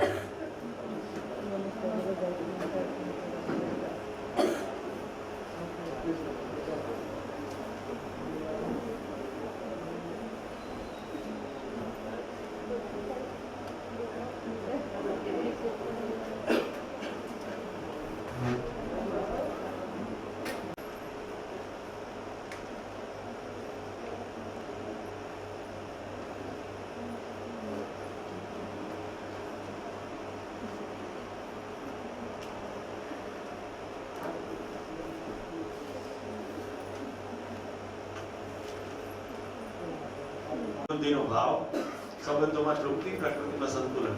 આ આપણું સુખ છે. આમ છે કે નહીં? આમ છે કે નહીં? પ્રશ્નોથી પીડિત છીએ કે પ્રશ્નોના સમસ્યાનું સોલ્યુશન નથી એની પીડા છે? યસ, પકડાય છે ને? તમે જે લોકોએ સંબંધના પ્રશ્નો લખ્યા છે એમાં જોશો કે ભાઈ સાથે બનતું નથી, રાઈટ? એ ઘટના ઘટી ગઈ છે, હવે એનો કઈ રંજ રહી ગયો છે, નીકળતો નથી. ભાઈ હું નીકળવા માંગુ છું, તે નથી નીકળતો, એ નીકળે છે, મારો પ્રોબ્લેમ છે. તો હકીકતે મૂળમાં જોઈએ તો હું એને કેવી રીતે સોલ્વ કરું? મને કઈ સોલ્યુશન દેખાતું નથી. ઘરમાં બીમારી છે, કેટલી દવા કરાવી પણ માણસ સાજું થતું નથી. બીમારીની મને કોઈ પીડા નથી, કોઈ વિકલ્પ મળી આવે તો પહેલું તો આ છે. એ જ રીતે ગરીબીનો પ્રશ્ન નથી, પ્રશ્ન પૂરતું છે છતાંય બધાને પૂરતું નથી એવું લાગ્યા કરે છે, એટલે કારણ વગરની ખેંચમતાણ છે, રાઈટ? તો એ પ્રશ્ન છે. સંબંધોમાં તૃપ્તિ અને મીઠાશથી સુખ છે. જો જેને જેને સંબંધોની પીડા છે, જો એક વારંવાર થયા કરતો છે, આમ ના થયું હોત તો સારું, રાઈટ? અને છેલ્લે આ નેપાળનો પસંદ, કોઈ પણ પ્રકારની પ્રકૃતિની અસંતુલિત પણ આપણને સ્વીકૃત નથી. ગઈકાલે આપણે જોયું છે ગરીબી, અમીરી અને સમૃદ્ધિ, સાધન વિહીન દુઃખી દરિદ્ર, સાધન સંપન્ન પણ દુઃખી દરિદ્ર. અને સમૃદ્ધિ એટલે સાધન સંપન્ન, સુખથી પણ સંપન્ન. દુઃખ અને સુખ ટેકનિકલી આટલા જ છે. જો ભય, ભય એ આપણું મોટું દુઃખ છે, એની સામે સુખ છે સ્વયંમાં વિશ્વાસ. તો અંધારામાં રહી શકીશ, હું મેનેજ કરી શકીશ અંધારાને, તો સ્વયંમાં વિશ્વાસ છે તો અંધારું નહીં નડે. હું એકાંતમાં મારી જાતે મેનેજ કરી નાખીશ તો ભૂત નહીં નડે, રાઈટ? અજાણી જગ્યામાં હું મારી જાતે મેનેજ કરી નાખીશ તો કશું નહીં નડે. તો આ થયો સ્વયંમાં વિશ્વાસ. પછી ગરીબી, વસ્તુ ઓછી છે પણ મને પર્યાપ્ત લાગે છે એટલે તરત સમૃદ્ધિ થઈ જાય. સંબંધોમાં કડવાટ, એની જગ્યાએ સંબંધોમાં તૃપ્તિ. અને પ્રકૃતિમાં અસંતુલનની જગ્યાએ પ્રકૃતિમાં સંતુલન. આટલું જ શિફ્ટ છે. જે 4 દુઃખ છે એની જેવા જ મેં 4 સુખ લખ્યા છે. તો મિત્રો, હવે આ પ્રસ્તાવ મૂકું છું તમારી સામે. સુખનું સ્વરૂપ આમ છે કે નહીં જુઓ.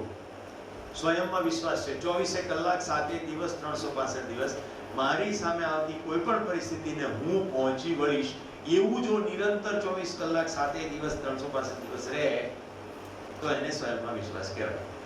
પછી એ આર્થિક સ્થિતિઓની વાત હોય, સામાજિક સ્થિતિઓની વાત હોય, કંઈ પણ હોય, હું પહોંચી વળીશ. ખ્યાલ આવે છે? સ્વયંના સ્તરે. હવે એક લેવલ આગળ જઈએ. પરિવારમાં બધાને એવું લાગે કે આપણી પાસે પૂરતું છે, જરૂરથી વધારે છે, સમૃદ્ધિનો ભાવ. ત્રીજું, બધા જ પરિવારો સમાજમાં એવા હોય, કોઈને કશું ખેંચતાણી કરવાની રહે જ નહીં, તો સમાજમાં સુરક્ષા હોય. સમય સમય પર વરસાદ પડે, ઠંડીમાં ઠંડી પડે, ગરમીમાં નિયત માત્રામાં ગરમી પડે જે પાક માટે જરૂરી છે, ખેતર માટે તૈયારી માટે જરૂરી એટલું થાય, પ્રકૃતિનું સંતુલન. આમ સુખ છે, આમ છે કે નહીં? જો મારું સુખ નથી કહેતો, પૃથ્વીના 750 કરોડ માણસો માટે સુખનું સ્વરૂપ આ જ છે. આની બહાર સુખનું સ્વરૂપ નથી. પ્રસ્તાવ ફરી એકવાર સુખ બોલું છું, એક વખત મારાથી શરૂ થાય છે. મારામાં વિશ્વાસ, કોઈ પણ પરિસ્થિતિને હું પહોંચી વળીશ એવો વિશ્વાસ.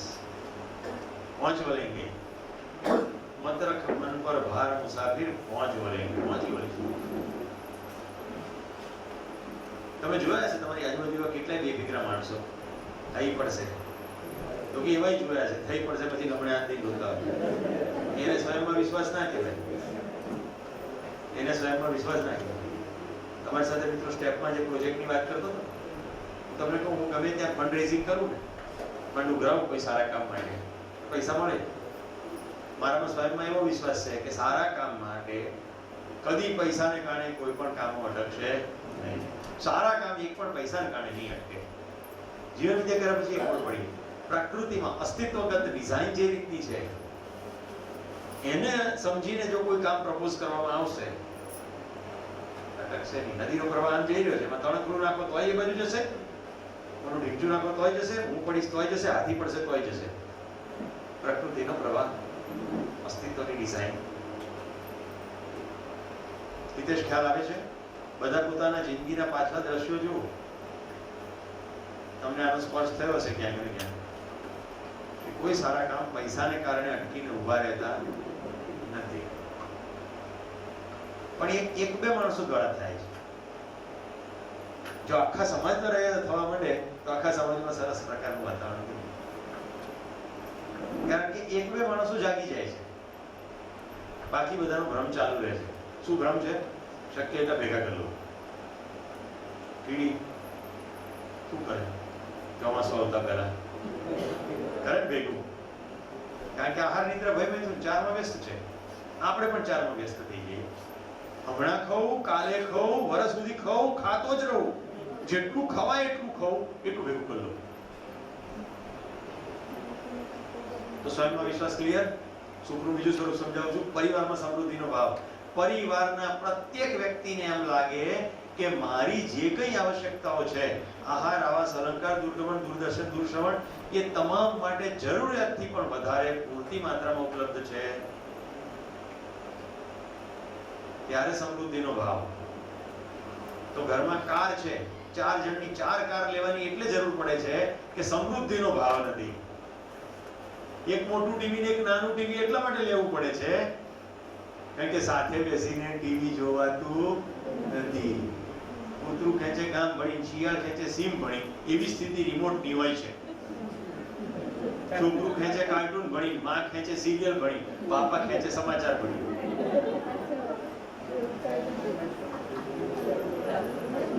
છે કે નહીં? અમારા પરિવારમાં એક ઘરમાં એવું થાય છે, પૃથ્વીરાજ ચૌહાણની સિરિયલ ચાલતી હોય ત્યારે મમ્મી કહે, હવે બહુ થઈ ગયું, હવે હુઈ જાઓ. દર્શનની વાત કરું, હવે હુઈ જાઓ, બહુ થયું. તો પાર્ટીંગ કોમ્યુનિકેશન એટલે સૂતા વખતનું પહેલાનું કોમ્યુનિકેશન શેનું છે? આમંત્રણનું છે કે નિષેધનું છે? નિષેધ. આ ના કરો.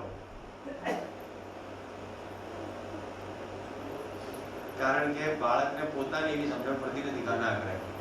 એવું કેમ થાય? આપણે આના ઊંડાણમાં જઈ જોવાનું, રાઈટ? પરિવારમાં સમૃદ્ધિનો ભાવ. સમૃદ્ધિ માત્ર આર્થિક નથી, વસ્તુઓની બાબતમાં પણ છે. વસ્તુઓથી પ્રાપ્ત થતા કહેવાતા આનંદ માત્ર પણ છે. દાખલા તરીકે ઘણું થઈ ગયું હવે ટીવી જોવાનું. હવે થોડી મમ્મી સાથે વાત કરું. એવું જ્યાં સુધી સમૃદ્ધિ ના થાય ત્યાં સુધી બીજી જગ્યાએ જાણવા મારવા, રાઈટ? મુકેશભાઈ ઘરે આવ્યા છે, ચોપડી તો બહુ ગમે છે, પણ પછી વંચાશે. હવે મુકેશભાઈ જોડે વાત કરું, એ પણ સમૃદ્ધિનો જ ભાવ છે. નહીં તો શું છે, આ મુકેશભાઈ અત્યારે ક્યાં આવ્યા, અમારે વાંચવાનું છે, કેટલામાં રસ પડતો હતો, હવે મારે એમની જોડે વાત કરવી પડશે. જો હું તમને સૂક્ષ્મ સમૃદ્ધિનો ભાવ બતાવું છું. સમૃદ્ધિનો ભાવ એટલે પર્યાપ્ત સમય છે, પર્યાપ્ત સાધનો છે, પર્યાપ્ત વ્યવસ્થાઓ છે, બધું પર્યાપ્ત છે.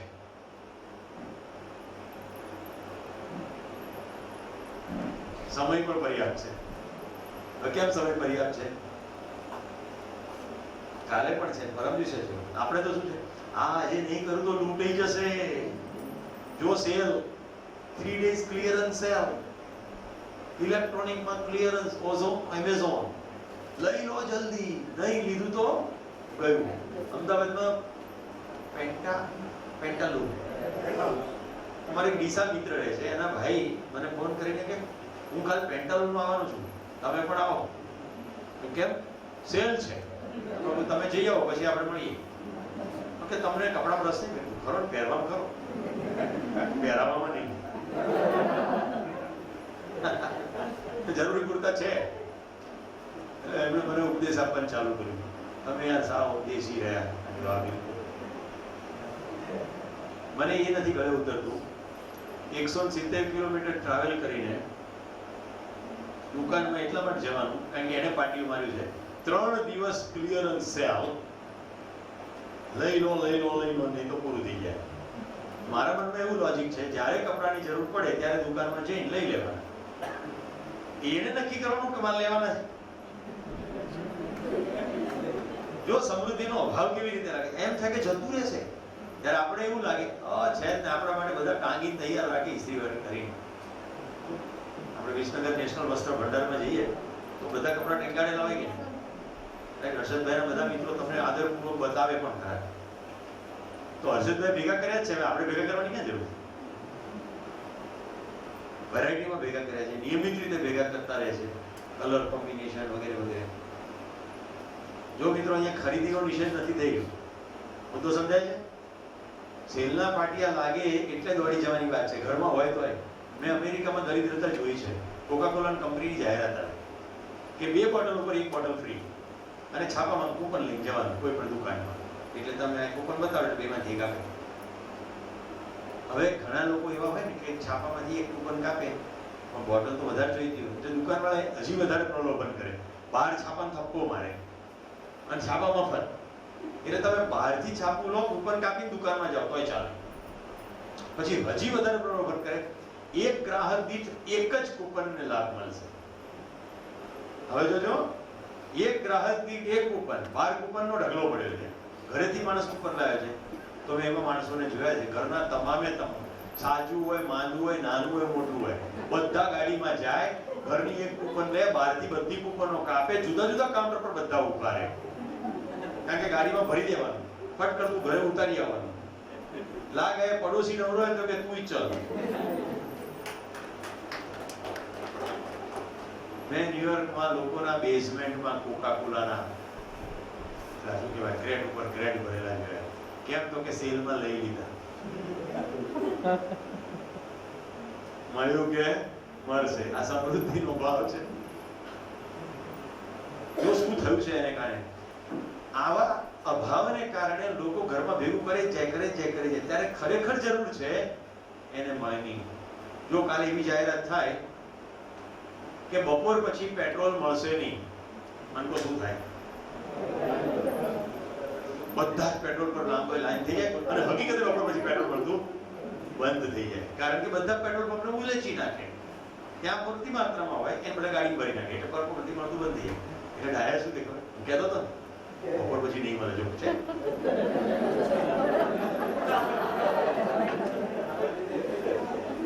એટલે આ માન્યતા પછી દ્રઢ ચાલ્યા જ કરે. આપણે પૂછવું એ જોઈએ કે મારે ફ્યુલના જરૂર છે, એ ભલે કે નહીં મળે, મને તો છે મારી પાસે પૂરતું.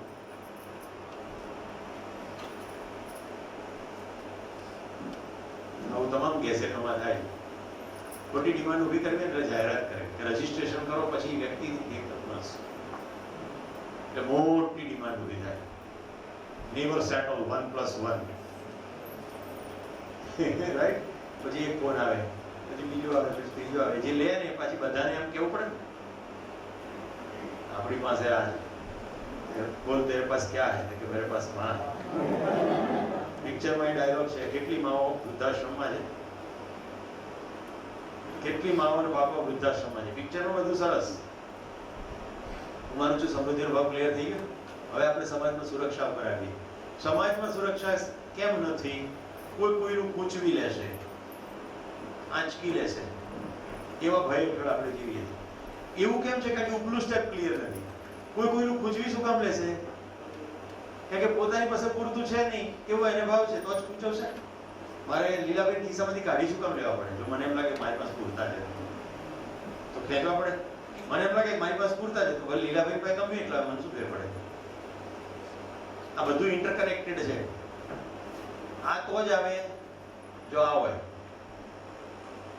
આ તો જ આવે તો આ હોય, અને આ ત્રણ જો થાય તો જ આ થાય. એના માટે હું તમને થોડી ફિલ્મની ક્લિપો બતાવીશ. તો હું માનું છું સુખનું સ્વરૂપ સ્પષ્ટ થઈ ગયું.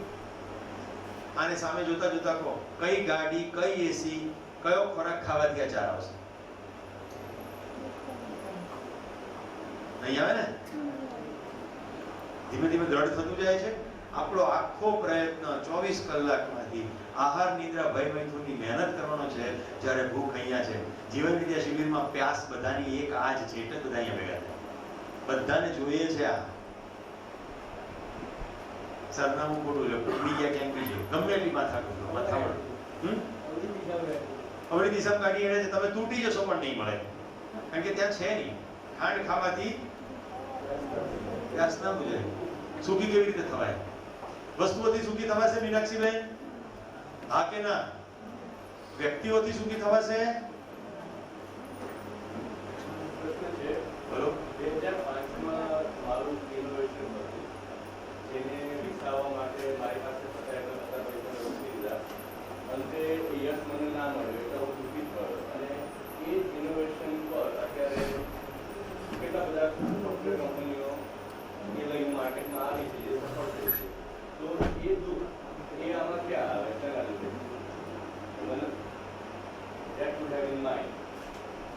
એમણે કહ્યું કે એમણે કોઈ પ્રકારનું ઇનોવેશન કર્યું હતું. એ ઇનોવેશન કોઈ બીજા લીધું કમાવા માંડ્યા. એમની પાસે જ પૈસા નથી. સરળ વાત આટલી જ છે.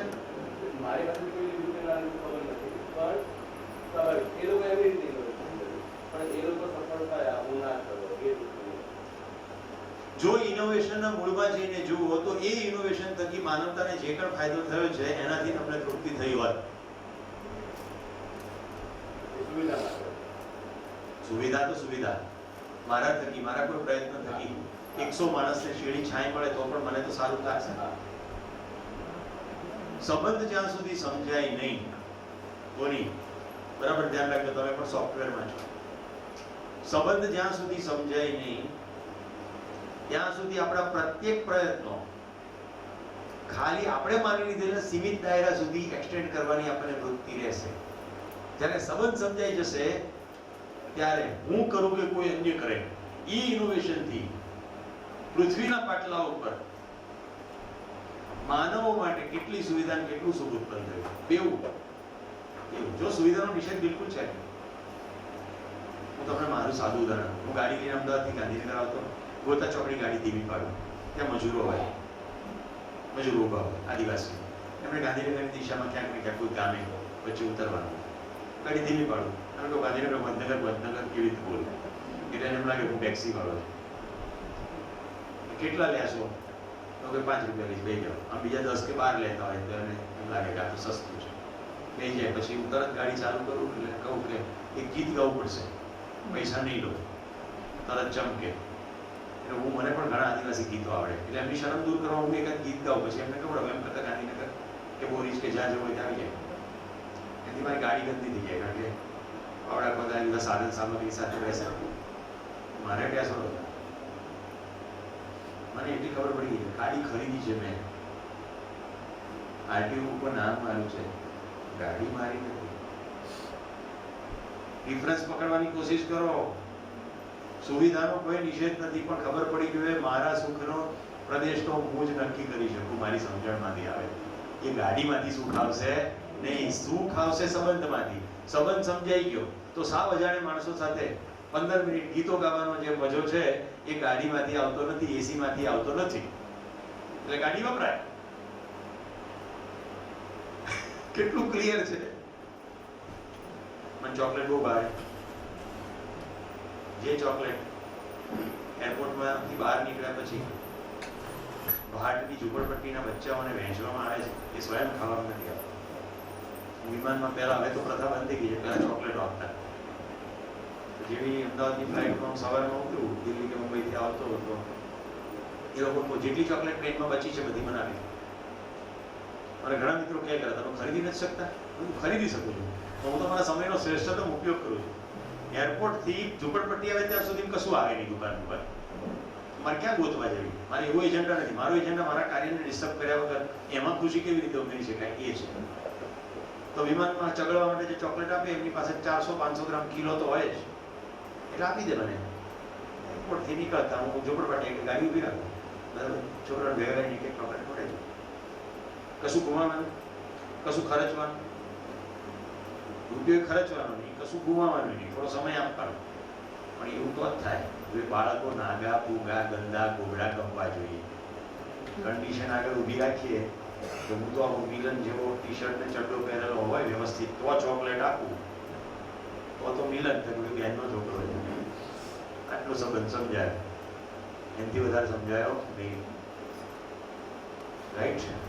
તો ઇનોવેશન કર્યું હોય, કોઈ સક્સેસફુલ થયું કે નહીં થયું, પણ જો તમારા જેવું ઇનોવેશન છે, ઇવેન્ચ્યુઅલી કોઈકની સુવિધામાં એને વધારો કર્યો છે કે કોઈકના સુખમાં વધારો કર્યો છે, તો એ તમારું જ ઇનોવેશનનું કન્ટ્રીબ્યુશન છે. એવું જ્યારે સમજાવવા માંડે ત્યારે દુઃખ વાઇપ ઓફ થઈ જશે. રહી વાત સફળતાની, તો કોને સફળતા કહેવી? થોડી અર્થની પ્રાપ્તિ એ સફળતા છે. એવા કેટલા ઇનોવેશન છે જે શોધનારાઓ પછી રોયા છે, જેમાં એકનું નામ છે આલ્ફ્રેડ નોબેલ, જેને ડાયનામાઇટની શોધ કરીને પછી બધી જ સંપત્તિ છે એ આપી દીધી ટ્રસ્ટ બનાવીને કે હવે સારું કામ કરવાવાળાને આપજો, હું તો હવે ઉપડ્યો. પેસ્ટિસાઇડના સંશોધકોને અત્યંત ખરાબ લાગ્યું છે આઇઝનહોવર, જેણે અણુબોમ્બ બનાવ્યો, એના મોઢામાંથી ગીતાજીના શ્લોકો ચરી પડ્યા હતા જ્યારે બોમ્બ ફાટતો જોયો. જેણે ભગવદ્ ગીતાનો અભ્યાસ કર્યો કે સર્વ લોકોને ગ્રહણ કરવા ઉભો થયેલો કાળ ઊંચો જે બ્લાસ્ટ એને જોયો. તો જે વખતે ઇનોવેશન થાય છે ત્યારે તો એ સારું લાગે છે, પછી એનું એ ઇનોવેશન ખરાબ લાગે. જ્યાં સુધી મોટા ફલક પરની સમજ ના ઊભી થાય ત્યાં સુધી આમ થશે. મને લાગે છે આપણે બ્રેક પડવાનો ટાઈમ થયો છે. તમારો પ્રશ્નનો જવાબ આપી દીધો, અહીંયાથી અટકીએ. પહેલા ક્વિકલી આમ જવાબ આપી દો. સુખી કેવી રીતે થાય? વસ્તુઓથી સુખી થવાશે, બીજા વ્યક્તિઓથી સુખી થવાશે, સ્થિતિઓથી સુખી થવાશે, આ ત્રણથી સુખી થવાશે નહીં. બહારની કોઈ પણ વસ્તુઓથી સુખી થવાશે નહીં. કોઈ માણસ આપણને સુખી કરી શકશે નહીં. કોઈ માણસ સુખી નહીં કરી શકે, કોઈ વસ્તુ સુખી નહીં કરી શકે. સુખી કેવી રીતે થવાશે? જાતે સુખી થઈશું, પણ જાતે કેવી રીતે સુખી થઈશું? સમજણથી સુખી થઈશું. એટલે પ્રશ્ન આવીને ઉભો રહે છે કે સુખી થવાના જેટલા કઈ પ્રયત્નો છે ત્યાગબાદ ને ભોગવત, જેની ચર્ચા કાલે કરી ગયા, એનાથી તો થવાનું નથી. તો સુખી થવાશે સમજણથી. તો આ બે સિવાયની કોઈક સમજણ કેળવવી પડશે. આપણે આની સમીક્ષા પણ કરી લઈશું આવે પછી. તો એ સમજણનું ક્ષેત્ર આખું સમજીશું. અત્યારે 11:15 થઈ છે.